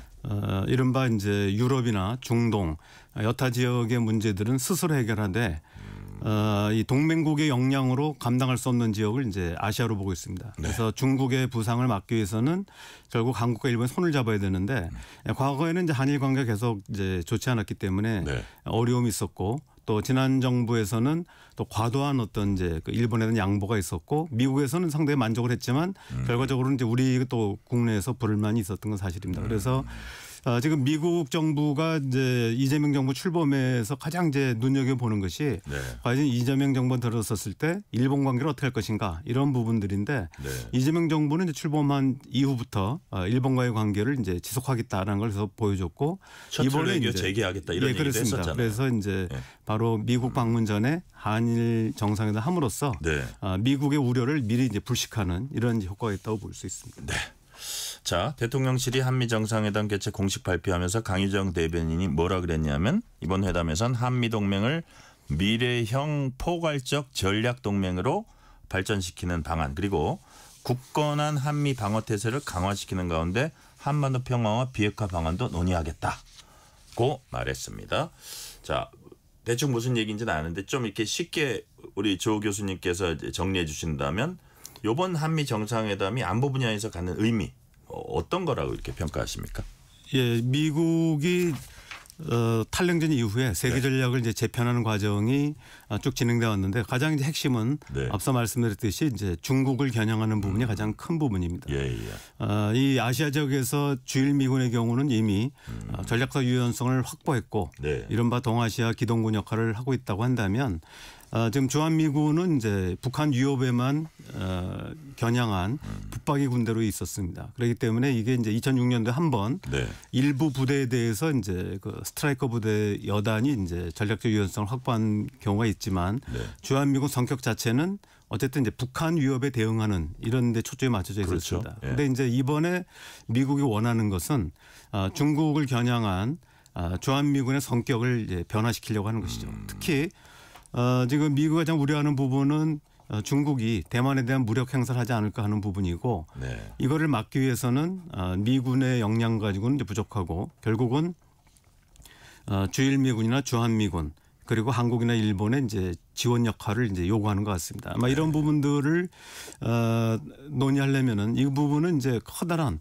한국이나 일본으로서도 대외 전략의 큰 변화를 초래하는 것이기 때문에 아마 이런 부분들 때문에 이제 이번 정상회담에서 동맹 현대화는 이름으로 한일 관계 또 이제 한미일 삼각협력 또 한미 동맹에 있어서의 현대화 이런 부분이 논의될 거라고 봅니다. 우리 정부는 미래형 포괄적 전략 동맹 이런 표현도 썼는데 얼마 전에 그 브런슨 그 이제 주한미군 사령관 얘기하는 거 보니까 숫자, 넘버가 중요한 게 아니고 역량, 케이퍼빌리티가 중요한 거다. 이게 역시 이제 아까 말씀하신 대로 주한미군 감축과 재배치 이런 게 다 포함된다고 보세요. 그러니까 지금 이미 이제 일부 언론에서 4,500명 감축설이 나와 있는데요. 예. 지금 미국 국방부의 시선에서 본다면 주한미군은 과다 배치된 반면에 동남아에는 이제 미군이 거의 없다. 그래서 지금 집중적으로 이제 필리핀에 미군 기지를 이제 증설하고 있는데요. 기존에 있는 3개 기지에 추가해서 4개 기지를 이제 신사람단 괌으로도 더 갈 수 있고 필리핀으로 갈 수도 있고. 특히 필리핀의 4개 기지 중에 하나가 이제 육군 기지가 이제 만들어지게 돼 있는데 그래요. 지금 아마도 이제 그 주한미군이 일단은 괌이라든지 다른 지역으로 갔다가 결국은 이제 필리핀이나 이런 그 대만 해협에 가까운 지역으로 배치되지 않을까 보고 있고요. 지금 브런슨 사령관의 이 얘기도 결국 능력의 변화는 없다. 이 부분은 사실 처음 나온 얘기는 아니고요. 과거에도 이제 그 과거 3만 5천 명 주한미군이 있을 때 2만 8천 명 줄일 때도 미국은 병력은 줄이지만 주한미군의 능력은 그대로다. 뭐 화력이라든지 그렇습니다. 전자화라든지 전자부문 뭐 이런 더 고도화됐다 뭐 이렇게 얘기를 할 거예요. 그래서 이제 실제로 능력에는 변화가 없고 어쩌면 더 강화될 수도 있다. 그러나 병력은 이제 감축한다. 그게 과거에도 썼던 논리입니다. 그래서 지금도 우리가 이거를 안 받아들일 재간이 있나요? 안 받을 때가 없습니다. 왜냐하면 한미 상호방위 조약에는 상호방위 의무를 규정하고는 있지만 병력에 대한 그 숫자라든지 이런 논의는 없거든요. 그래서 이 부분은 이제 결국은 이제 미 상하원에서 지금 만들고 있는 국방 수권법안에서 이제 그 주한미군을 매년 나오잖아요. 제한하는 이런 것들이 지금 요번에도 이제 병력을 감축할 때는 미 상원 또는 상원의 동의를 얻어야 된다는 이제 규정이 지금 됐는데 아직 단일화는 아직 만들어진 것 같지는 않고요. 아마 뭐 10월 말까지 이제 만들어질 걸로 알고 만약에 있습니다. 그게 만들어지면은 이제 이 다음에 법안 통과될 때 거기에 내용이 포함이 되겠네요. 예, 그렇습니다. 그래서 뭐 그런 병력 감축 문제는 가능성은 있지만 아직 확정 단계는 아닌 것 같습니다. 그래요. 자. 그렇다면 지금은 어쨌든 실무 차원에서 그런 부분 막 치열하게 서로 논의를 하고 있겠네요. 한미 실국장 회의에서 아마 논의되고 있는 걸로 알고 있습니다. 네, 논의가 될 거고. 자, 그렇다면 자 세부적으로 하나하나 좀 볼게요. 먼저 방위비 분담금 증액 문제 먼저 볼게요. 우리 뭐 주한미군 재배치나 뭐 감축이나 요거는 조금 있다가 다시 좀 더 자세하게 보도록 하고요. 뭐 나오는 얘기 보니까. 예를 들어서 대한민국 그 국방비 비율을 우리가 지금 2.6%인데 뭐 3.8%까지 올릴 걸로 요구할 거다 뭐 이런 얘기도 나오는데 그게 뭐 이게 좀 현실성이 있는 얘기입니까? 워싱턴 포스트가 이제 보도한 부분인데 한미 간의 관세 협상을 앞두고 미국의 이제 전략서 내용이 공개됐는데 거기서 이제 관세 압력과 동시에 이제 안보와 연계시키는 구상들이 나왔는데 그때 나온 것이 2024년 작년 말 기준 GDP 2.6%인데 5년 내에 새 정부 하에서 3.6%까지 늘리는 방안이 이제 제한하겠다. 3.8%입니다. 그걸 이제 제한한다고 나왔는데 실제로는 이제 관세 협상에서는 논의되지 않았습니다. 아마 관세 협상이 유럽이라든지 그다음에 일본에 이어서 한국이 마지막이 됐기 때문에 유럽한테는 5% 만들라 그랬었는데 근데 유럽이 또 그걸 받아들이더라고요. 근데 이제 실제로는 이제 군사력 건설비는 3.5%고요. 간접 비용이 1.5%이기 때문에 실질적으로는 이제 나토 국가 같은 건 3.5%라고 볼 수 있습니다. 그럼 거의 비슷한. 우리는 3.8%인데 왜냐하면 이제 나토 국가들은 이제 2%를 채 못 쓰고 있거든요. 국방비를 GDP에. 근데 우리는 이제 이미 2.6%이기 때문에.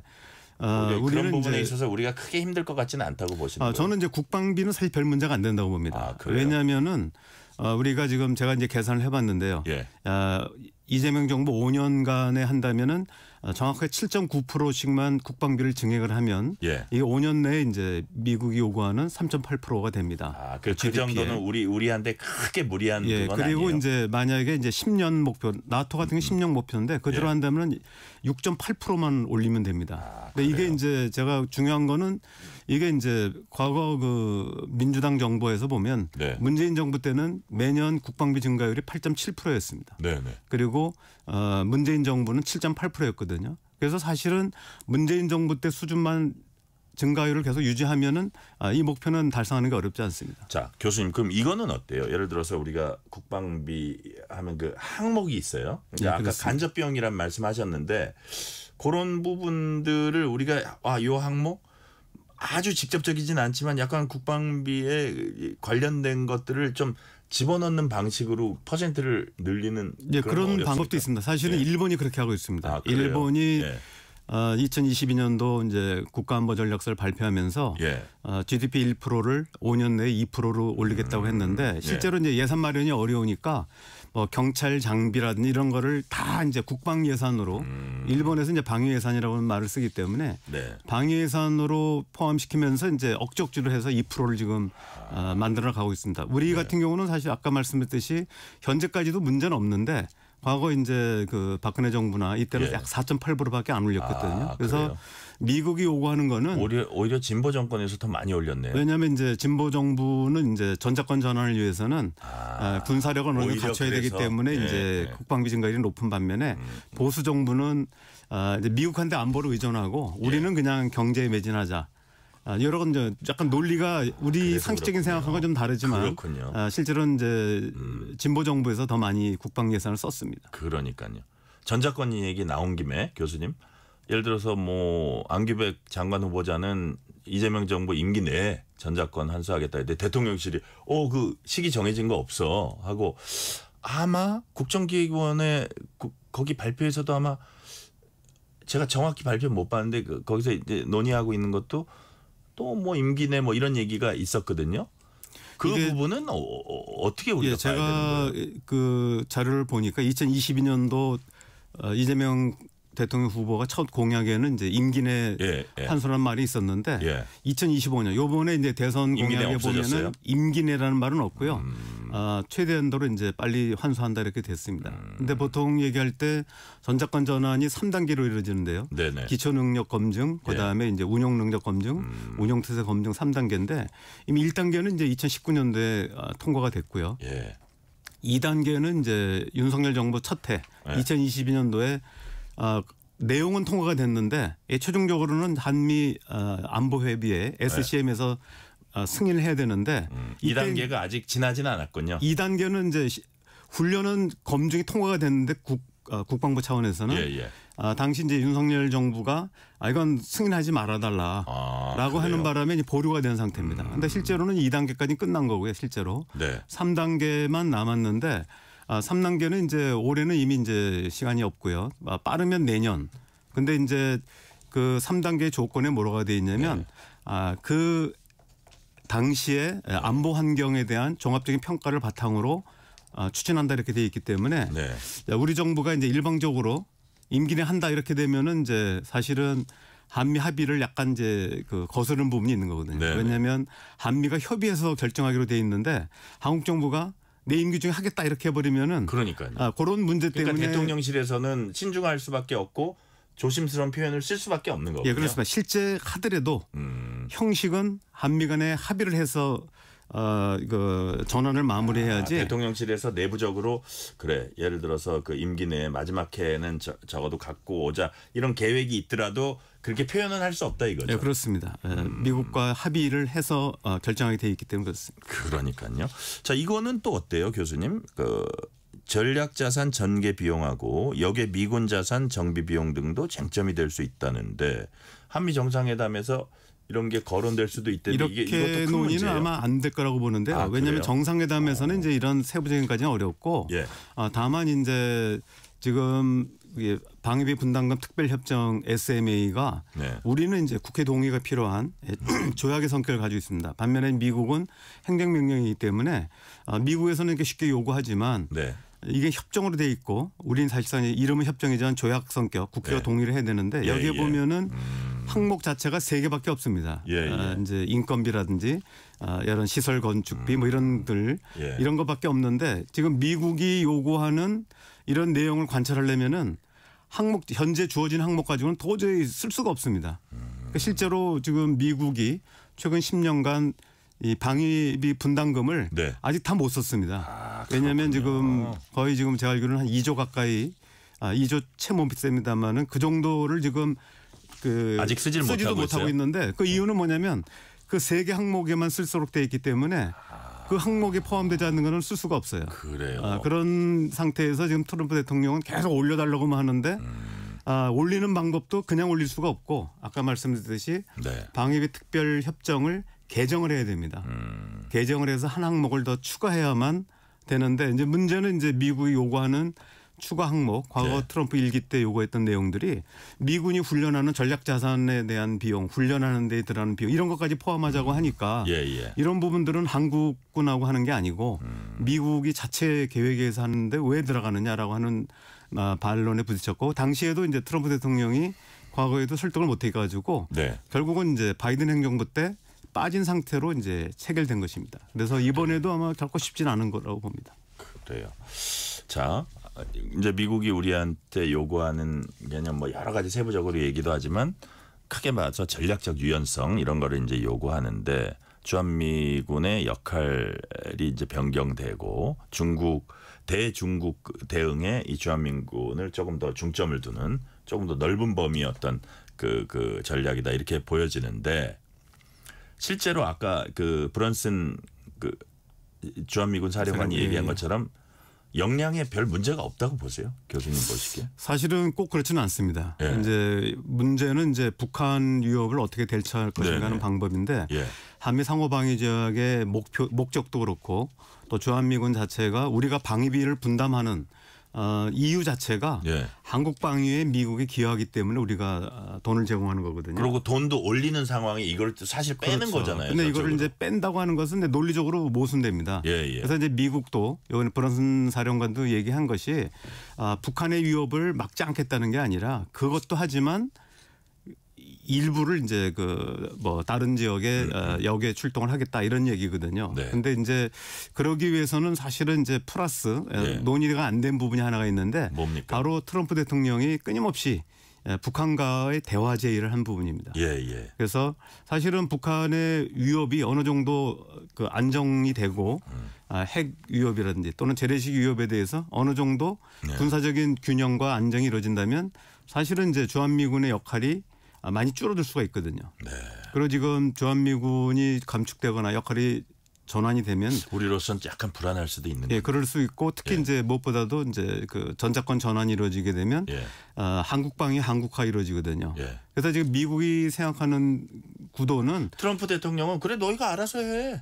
단순히 그런 게 아니라 그럼 북한 위협은 지금 한국은 재래식 전력에서는 결코 이제 우리가 열등하지 않고 우리 오히려 사실은 재래식 전력은 지금 글로벌 파이어파워 인덱스에 따르면 미국의 군사력 평가 기관에 따르면 한국이 5위입니다. 그래서 5위를 유지하고 있고 일본이 한 8위. 그리고 이제 북한은 이제 재래식 전력만 하면 34위, 38위 이렇게 됩니다. 그래서 재래식 전력상으로는 이제 근데 핵 때문에 그렇거든요. 그래서 지금 미국은 트럼프 대통령이 이제 핵 문제에 있어서는 우리가 북한 핵 위협을 감소시켜주겠다라고 하는 게 이제 포함되어 있는 겁니다. 그 대화 얘기는 제가 조금 이따 따로 질문을 드리고 요거 한번 요 관련해서 여쭤보게요. 그렇다면 저렇게 뭐 전략적 유연성 해가지고 우리가 방위비도 증액시키는데 그 병력은 대거 중국 맞겠다고 빼고 그러면 사실 현실적으로 이쪽이 좀 구멍이 뭐 꼭 생긴다는 건 아니지만 여튼 우리가 좀 우려되는 부분이 있는데 그렇다면 반대급부로 예를 들어서 주한미군 숫자는 줄이지만 무슨 전략 핵 배치를 좀 이렇게 뭐 해준다든지 예를 들어서요. 뭐 그게 좋다 나쁘다는 논란이라고 하더라도 그런 부분들로 보완될 여지도 있습니까? 지금 일단은 아까 말씀한 두 가지 측면인데 하나는 이제 북한과의 이제 관계 개선을 통해서 위협을 낮추는 방법이 있고 또 하나는 이제 지금 핵 협의 그룹에서 이제 지금 NCG 전략 지침까지 마련돼 있습니다. 작년에. 그래서 이 부분에서 우리가 이제 일부 수정, 워싱턴 선언의 수정을 통해 가지고 한반도에 핵을 상시 배치하는 것은 이제 여러 가지 북한만이 아니라 중국, 러시아의 관계도 고려해야 되기 때문에 쉽지는 않습니다. 다만 북한이 이제 위협이 구체화됐을 때 우리식으로 표현한다면 데프콘 3에서 2 상황까지 됐을 때 그러니까 전쟁 임박한 상황이라고 보거든요.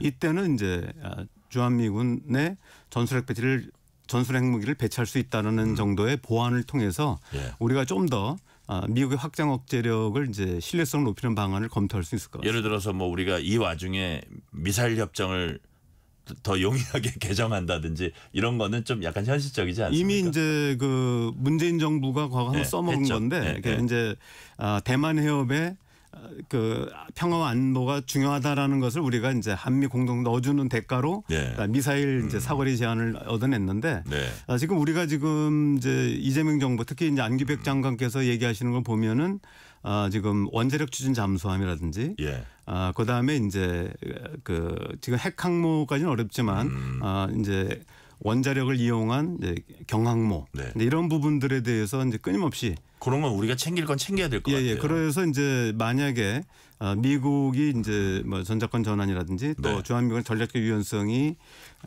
미국의 압력이 강화될 경우 반대급부로서 우리가 이제 이런 한미 원자력 협정을 일부 개정을 해서 원자력 추진 잠수함이라든지 또 원자력 추진 경항모라든지 이런 부분을 가질 수 있는 방안을 검토할 필요가 있을 것 같습니다. 이제 보면 북한도 그렇고 미국 트럼프도 그렇고 김정은도 그렇고 김여정의 말을 통해서 나오는 김정은의 의중도 그렇고 보면 연내 정상회담이 미국 정상회담이 성사될 가능성도 있어 보이거든요. 근데 예를 들어서 북한은 자꾸 핵보유국 지위를 인정해 달라는 거고 아직 미국은 기존의 그 어떤 완전한 거역할 수 없는 거스를 수 없는 비핵화 이거를 추구하는 것이 되는데 자 자꾸 지금도 북한은 여전히 통미 봉남 입장을 취하고 있습니다. 우리가 패싱 안 되면서 조금 북미 간의 대화가 될 수 있는 이런 부분도 우리가 신경을 써야 될 것 같아요. 그렇습니다. 2018년도를 한번 복귀해 보면 2018년도 신년사에서 김정은 위원장이 그 당시에는 거꾸로 평창올림픽 참가를 약속하면서 남북 대화를 이제 재개했고요. 우리가 이제 남북 대화 특히 이제 3월 5일 날 대북 특사가 가면서 이제 한미 협력을 통해서 이제 그 북미 대화를 이끌어냈습니다. 다시 말하면 남북 대화를 북미 대화로 이끌어낸 경험이 있습니다. 이번의 경우는 이제 여러 가지 조건이 충족돼야 되겠지만 북미 대화가 먼저 이루어지면 이걸 계기로 해서 이제 남북 대화로 이끌 이런 전략을 짜야 될 것 같습니다. 그래서 이런 부분이 있다면 저는 이제 충분히 지금 북한은 매우 강경한 입장을 취하고 있긴 하지만 충분히 이제 남북 대화로 이끌 수 있는 그런 이제 계기로 삼을 수 있다고 생각합니다.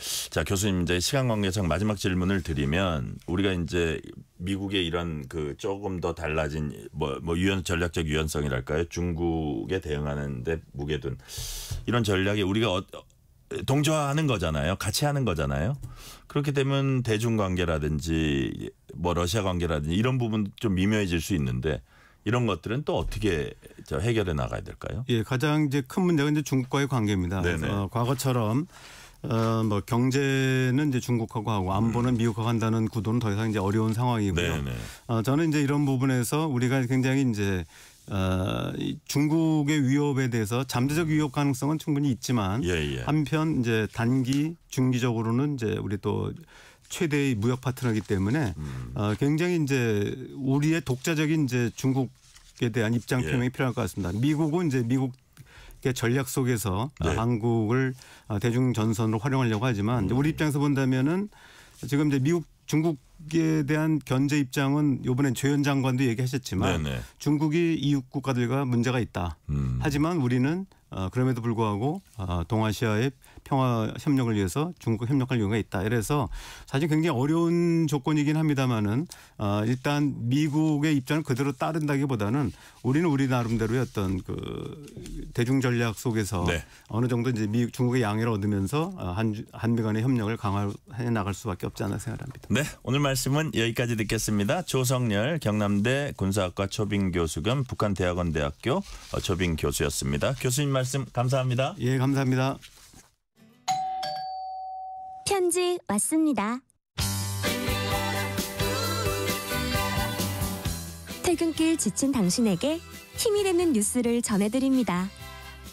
매일 저녁 당신과 함께 읽는 세상 이야기. KBS 1라디오 뉴스레터 K.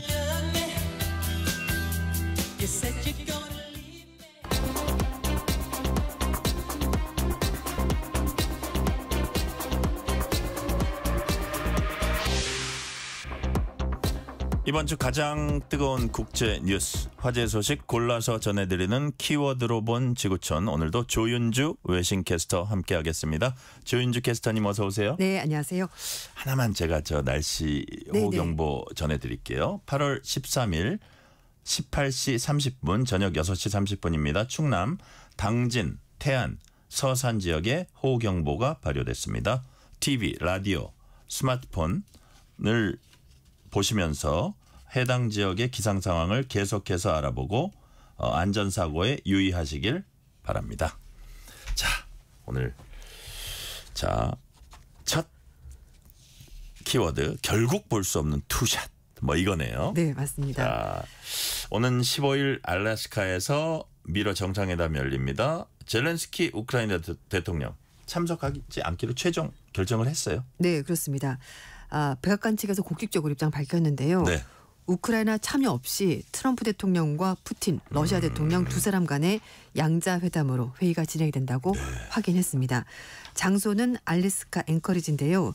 미국의 CNN 방송은 정상회담이 알래스카 앵커리지에 있는 공군 기지에서 열릴 것이다라고 밝혔습니다.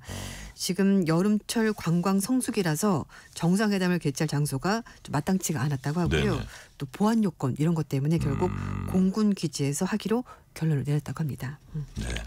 근데 국제형사재판소가 푸틴 대통령에 대해서 이제 체포영장을 발부해 놓은 상황이잖아요. 네, 오래전에. 맞습니다.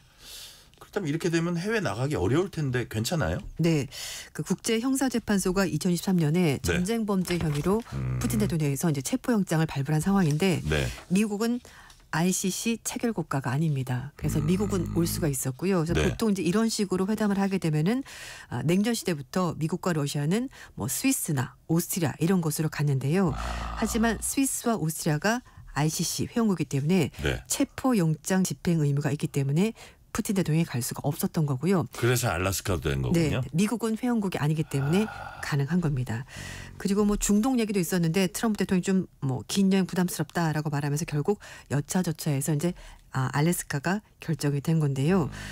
양쪽 모두에게 부담이 없는 장소 이렇게 되긴 했습니다만 젤렌스키 대통령 입장에서는 네. 푸틴 대통령을 미국으로 불러서 회담을 한다. 이것만으로도 푸틴에게 어떤 승리감을 준 것이다라면서 좀 불편한 입장을 밝혔습니다. 그러니까요. 네. 자, 근데 이게 만약에 휴전 합의를 한다면 러시아하고 우크라이나하고 해야 되고 미국은 중재자이고 트럼프는 중재자일 뿐인데 네, 맞아요.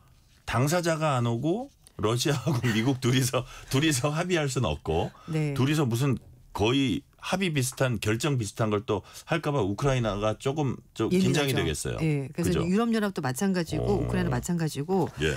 당사자 없이 뭔가 진행하는 것은 안 된다라고 강력히 얘기하고 있고요. 그러니까요. 그래서인지 모르겠습니다만 어쨌든 미국 쪽에서도 이번 회담은 탐색전이다. 네. 듣는 자리다.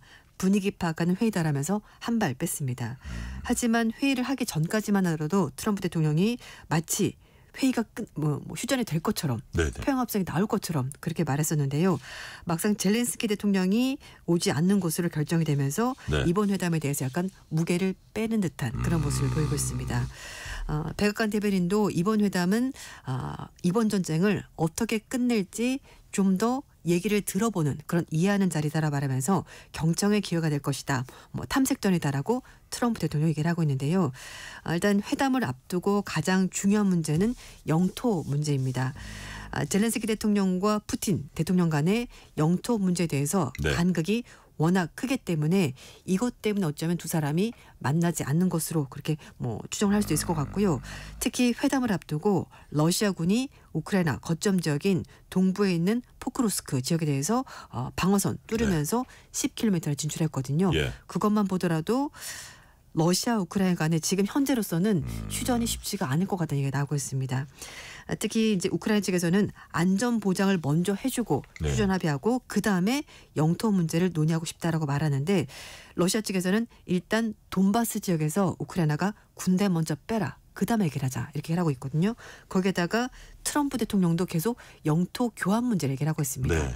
그러니까 이제 하나하나씩 뭔가 좀 바꿔보자. 그러니까 내가 A를 주면 너는 B를 줘. 뭐 이런 식으로 얘기를 하고 있기 때문에 이런 건 젤렌스키 대통령이 용납할 수가 없는 거기 때문에 뭐 결론적으로 말을 하자면 트럼프식 거래네요. 맞습니다. 예, 그래서 이제 결국은 초청을 받지 못한 걸 수도 있고 젤렌스키 대통령도 이런 식이라면 내가 가서 할 말이 없다라고 말한 것일 수도 있고 어쨌든 뒷얘기는 공개가 안 됐습니다만 우크라이나는 가지 않기로 결정을 했습니다. 그러니까요. 자, 이번엔 중국으로 가봅니다. 중국 부동산 위기의 상징. 네. 바로 헝다 그룹입니다. 근데 이제는 상장 폐지까지 된다고요? 네, 결국 이제 상장 폐지로 결정이 났습니다.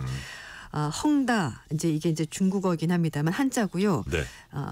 항상 크다 이런 뜻입니다. 에버그란데라고 이제 영어로 표시를 하는데 그 항상 크고 잘 될 것 같은 그런 회사가 결국은 상장 폐지가 될 것 같습니다. 사실 이게 이제 중국의 부동산이 얼마나 시장이 잘 안 되는지를 보여주는 상징적인 기업이 됐는데요. 12일 저녁에 헝다가 홍콩 거래소로부터 상장 지위 취소 결정을 받았다고 공고한 헝다 이제 공문을 결국 공개를 하면서 상장 폐지가 된 건데요.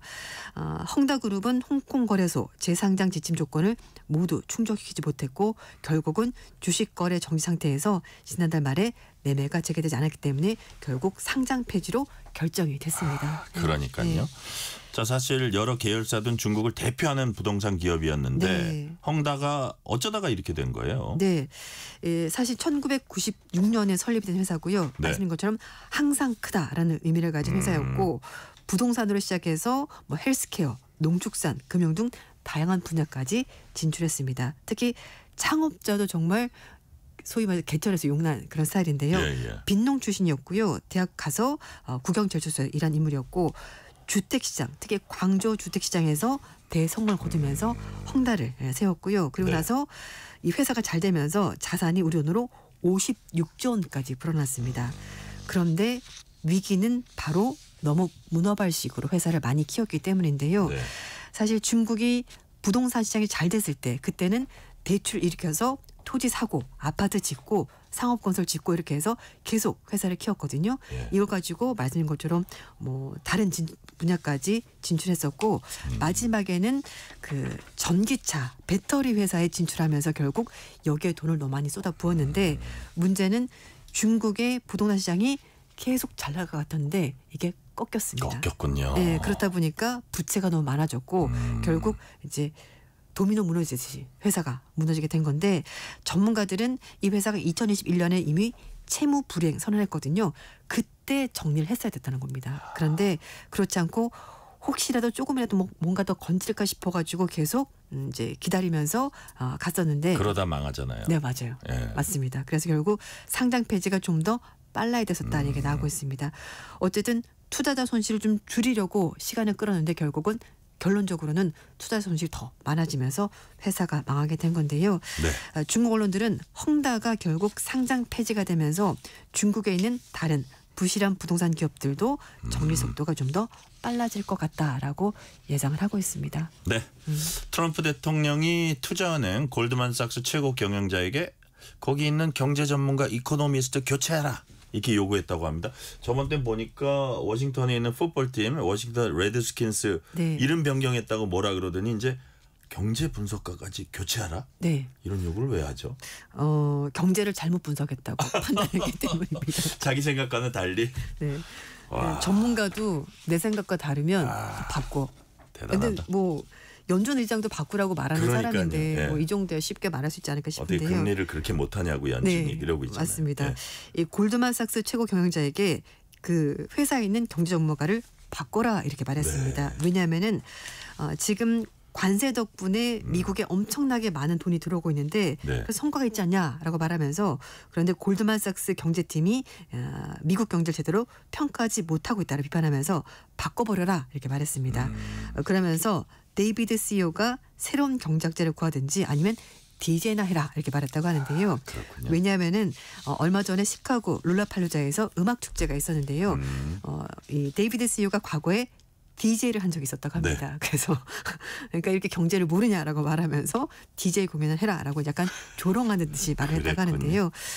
골드만삭스에서 수석 이코노미스트 활동하고 있는 얀 하치우스에 대해서 좀 비판적으로 말한 것으로 보이는데 이 사람이 전문가입니다. 왜냐하면은 2008년에 서브프라임 모기지 사태 당시 이렇게 가면은 미국 경제가 정말 큰일 난다라고 예측했던 인물이거든요. 그러니까요. 그런 사람의 분석마저 지금 자신이 생각하는 그런 분석과 맞지 않는다라면서 바꿔라고 얘기를 하고 있는데요. 이 얀 하치우스는요. 이렇게 네. 관세를 많이 붙이게 되면은 결국 미국 노동시장이 나빠질 것이고 물가가 올라가면서 결론적으로 미국 경제 성장이 둔화될 수밖에 없다라고 지적을 하고 있는데 어쨌든 자기의 정책 기조, 생각과 어긋난다면은 참지 않고 그대로 바로 얘기를 하고 있습니다. 그래요. 사실 시간이 거의 다 되긴 했는데 짧게 여쭤볼게요. 네. 손흥민 선수가 지난주 잉글랜드 프리미어리그 토트넘에서 미국 축구리그 MLS죠. LAFC로 이적을 네. 했습니다. 가자마자 돌풍을 일으키고 있죠. 네. 캡틴은 역시 캡틴이었습니다. 캡틴 is 캡틴. 네. 그 이제 토트넘에서 주장을 했었는데요. 네. 지금 이제 주장이 아니긴 합니다만 가서도 정말 눈에 띄는 활약을 하고 있습니다. 네. 간지 사실 며칠 안 됐거든요. 근데 손흥민 선수가 출연한 티켓값 폭등하고 있고 예. 손흥민 선수 이름 새겨진 유니폼이 지금 품절이 됐다고 합니다. 그렇군요. 이게 티셔츠 한 장당 우리 돈으로 27만 원이 넘는데요. 지금 막 산대요, 사람들이? 네, 다 품절이고 지금 3X 라지 이것만 잠깐 남아있다고 합니다. 그리고 티켓값도 가장 싼 게 27만 원. 이건 지금 굉장히 잘 팔리고 있고요. 중앙선과 가까운 곳이 우리 돈으로 200만 원 넘게 팔린다고 하는데 원래 좌석 가격 대비해서 거의 5배 이상 뛰어오른 셈이라고 합니다. 그러니까 정말 사람들이 모두가 보고 싶어하는 캡틴 손흥민 미국에서도 아주 활약이 대단한 것 같습니다. 써니 열풍이 거기서도 네, 있겠군요. 오늘 말씀 여기까지 듣겠습니다. 키워드로 본 지구촌 지금까지 조윤주 외신 캐스터였습니다. 말씀 감사합니다. 네, 감사합니다.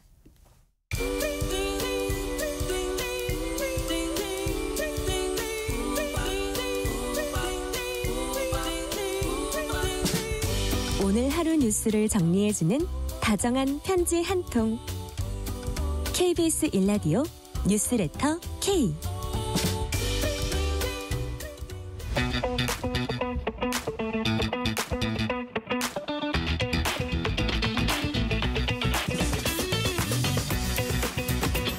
알면 독이 아니라 득이 되는 법 이야기, 법이 든 성배. 매주 수요일 가장 뜨거운 현안을 법률 전문가 시각에서 아주 쉽게 귀에 쏙쏙 들어오게 풀어주는 분입니다. 오늘도 박성배 변호사 나오셨습니다. 박성배 변호사님 어서 오세요. 안녕하세요. 법이 든 성배 박성배 변호사입니다. 자, 윤석열 전 대통령 부인 김건희 여사가 구속됐습니다. 초유의 일인데 전직 대통령 부부가 동시에 구속 수감된 그런 사례입니다. 앞으로 주요 혐의가 뭐가 있는지 향후 수사는 어떻게 진행될지 이제 짚어볼 텐데요. 구속 가능성 높다 했는데 박성배 변호사님도 그렇게 보셨나요? 높다 낮다를 떠나서 이 사건 구속영장 실질심사의 주된 쟁점은 도주 우려나 증거인멸 우려보다는 범죄라면 그동안 김 여사의 진술 태도에 비춰보면 자연스럽게 증거인멸 우려는 추단됩니다. 결국 거의 다 부인했었죠. 그렇죠. 예. 특검이 그동안에 수집해온 인적, 물적 증거를 토대로 영장 전담 판사로 하여금 그동안에 수집해온 인적, 물적 증거를 토대로 영장 전담 판사로 하여금 범죄 혐의가 성립될 가능성이 높다는 설득에 성공한 것으로 보입니다. 특히 네. 도이치모터스 의혹은 자본시장법 위반이지만 명태균 의혹은 정치자금법 위반만, 건진법사 의혹은 특가법상 알선 수재 혐의로만 구속영장을 청구했는데 특검은 여타 혐의는 논란의 여지가 있는 만큼 충분히 확실한 거, 근거가 자기가 확보돼 보기에 확실한 거. 확실한 부분만 추려서 구속영장 청구서 피의 사실로 담았고 네. 범죄 혐의 소명이 충분히 이루어진다는 판단하에 구속영장 청구를 감행한 것으로 보입니다. 영장 전담 판사도 고민 끝에 범죄 혐의가 소명되고 범죄 혐의가 소명된다면 그동안의 김 여사의 진술 태도에 비춰볼 때 증거인멸의 우려가 있다는 이유로 구속영장을 발부한 것 같습니다. 네. 자, 증거인멸 우려다. 뭐 이렇게 얘기를 법원이 했는데 재판장이 했는데 그동안 이제 행방이 묘했던 반클리프 목걸이요. 서희건설이 자수서 내면서 실물을 제출했습니다.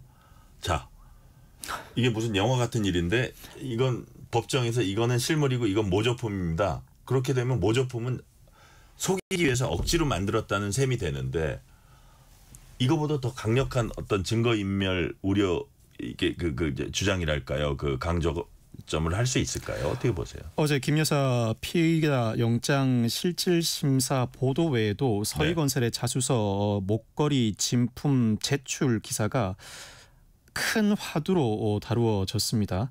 영장 실질심사를 마치고 나오는 김 여사의 표정 절망감이 읽힐 정도였는데 사실 서희건설이 자수서와 진품 목걸이를 제출하고 특검이 이를 영장 실질심사 단계에서 전격적으로 공개한 사정 인간인 이상 영장 전담 판사에게 영향을 미치지 않을 수 없습니다. 그렇지만 엄밀히 따져보면 이 서희건설의 자수서나 진품 목걸이는 구속영장 청구서에 적시된 피의 사실이 아닌 별건입니다. 이에 따라서 그와 관련된 설명도 일부 제한될 수밖에 없고 실제로 영장 전담 판사는 혐의 사실이 아닌 만큼 짧게 진술하라고도 요구한 바 있습니다. 그러니까 그 부분이 어떤 구속영장 발부하는데 참고는데도 그 판사가 어떻게 고민할 수 있는 지점인가요? 그게? 고민할 수 있는 지점이라고 할 수 있습니다. 엄밀히 따지면 사실 영장 전담 판사는 이 부분을 굳이 고려하지 않는다고 하더라도 여타 혐의 사실 즉 구속영장 기재 피의 사실 혐의가 소명되고 이를 토대로 판단할 때 그동안의 행동 즉 예를 들면 건진법사 사건의 경우에도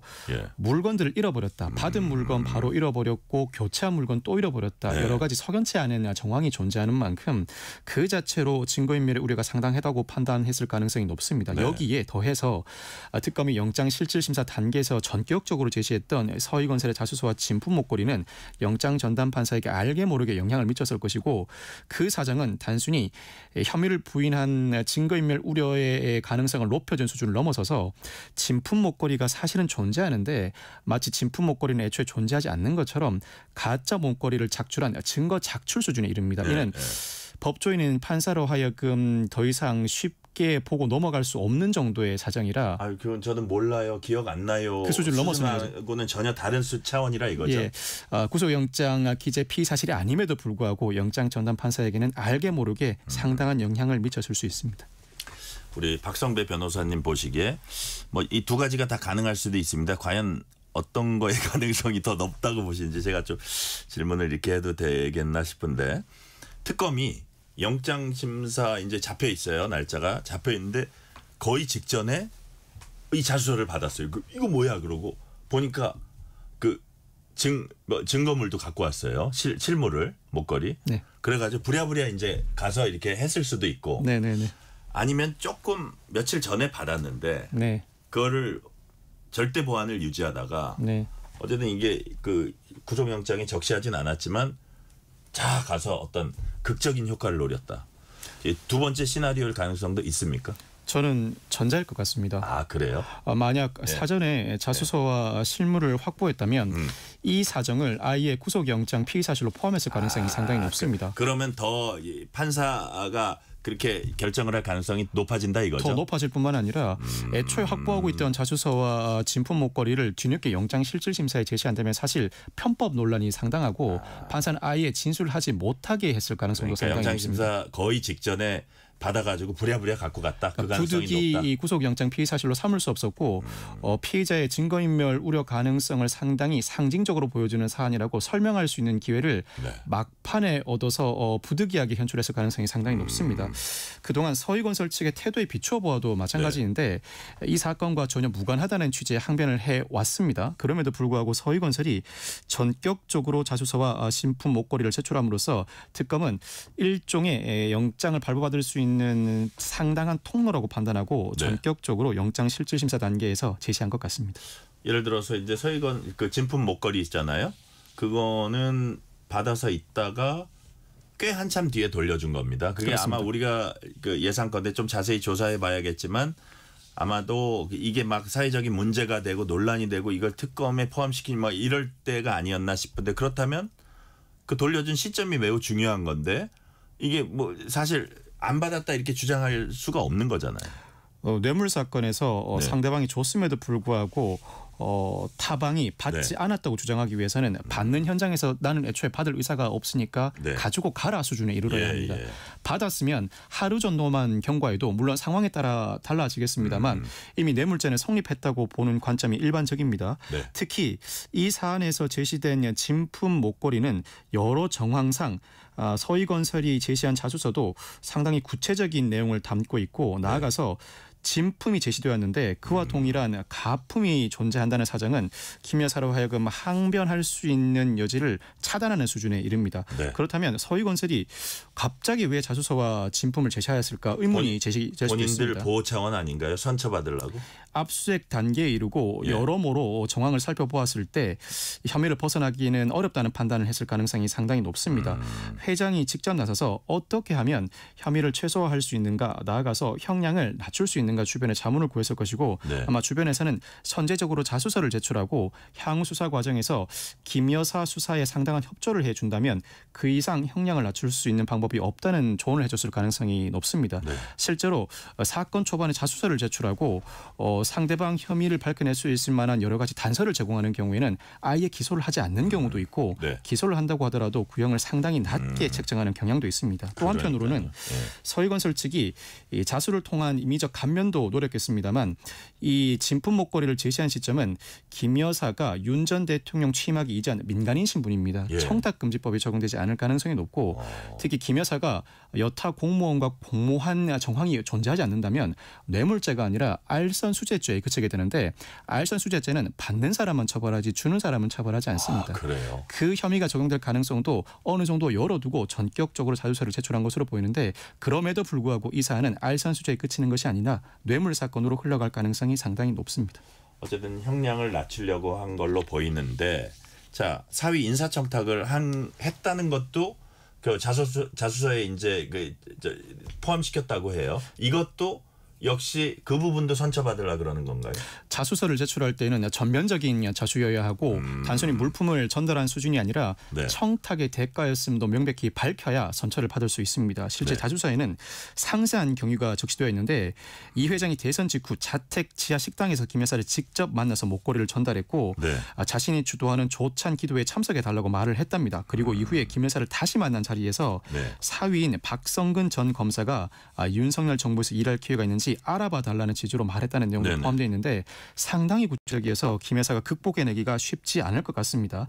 지금까지 정황상 진품 목걸이를 전달했다는 사실은 사실로 받아들여질 가능성이 상당히 높고 여기에 대가 관계가 인정되는가가 뇌물죄의 핵심이라고 할 수 있는데 네. 자술서 내용도 상당히 구체적일 뿐만 아니라 앞서 지난 2022년 6월 한덕수 전 국무총리가 당시 언론 보도를 통해서 윤 전 대통령이 자신의 비서실장을 직접 추천해 주기도 했다.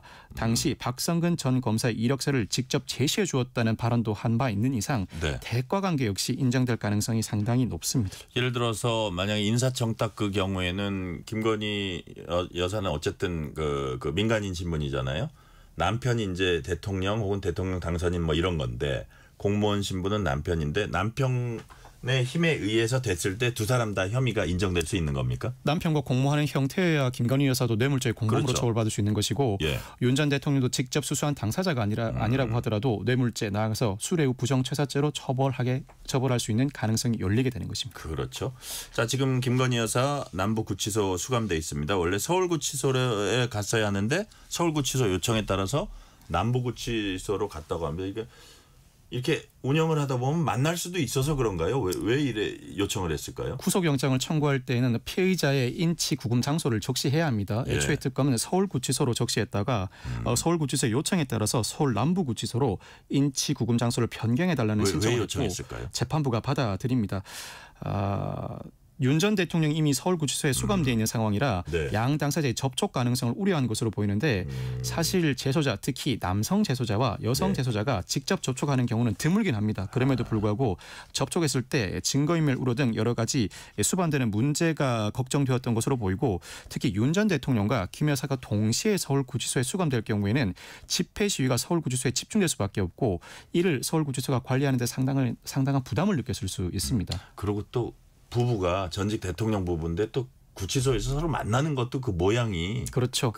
참고로 이 서울구치소는 1987년 11월에 경기 의왕시에 신축 이전함으로써 네. 상당히 오래된 시설입니다.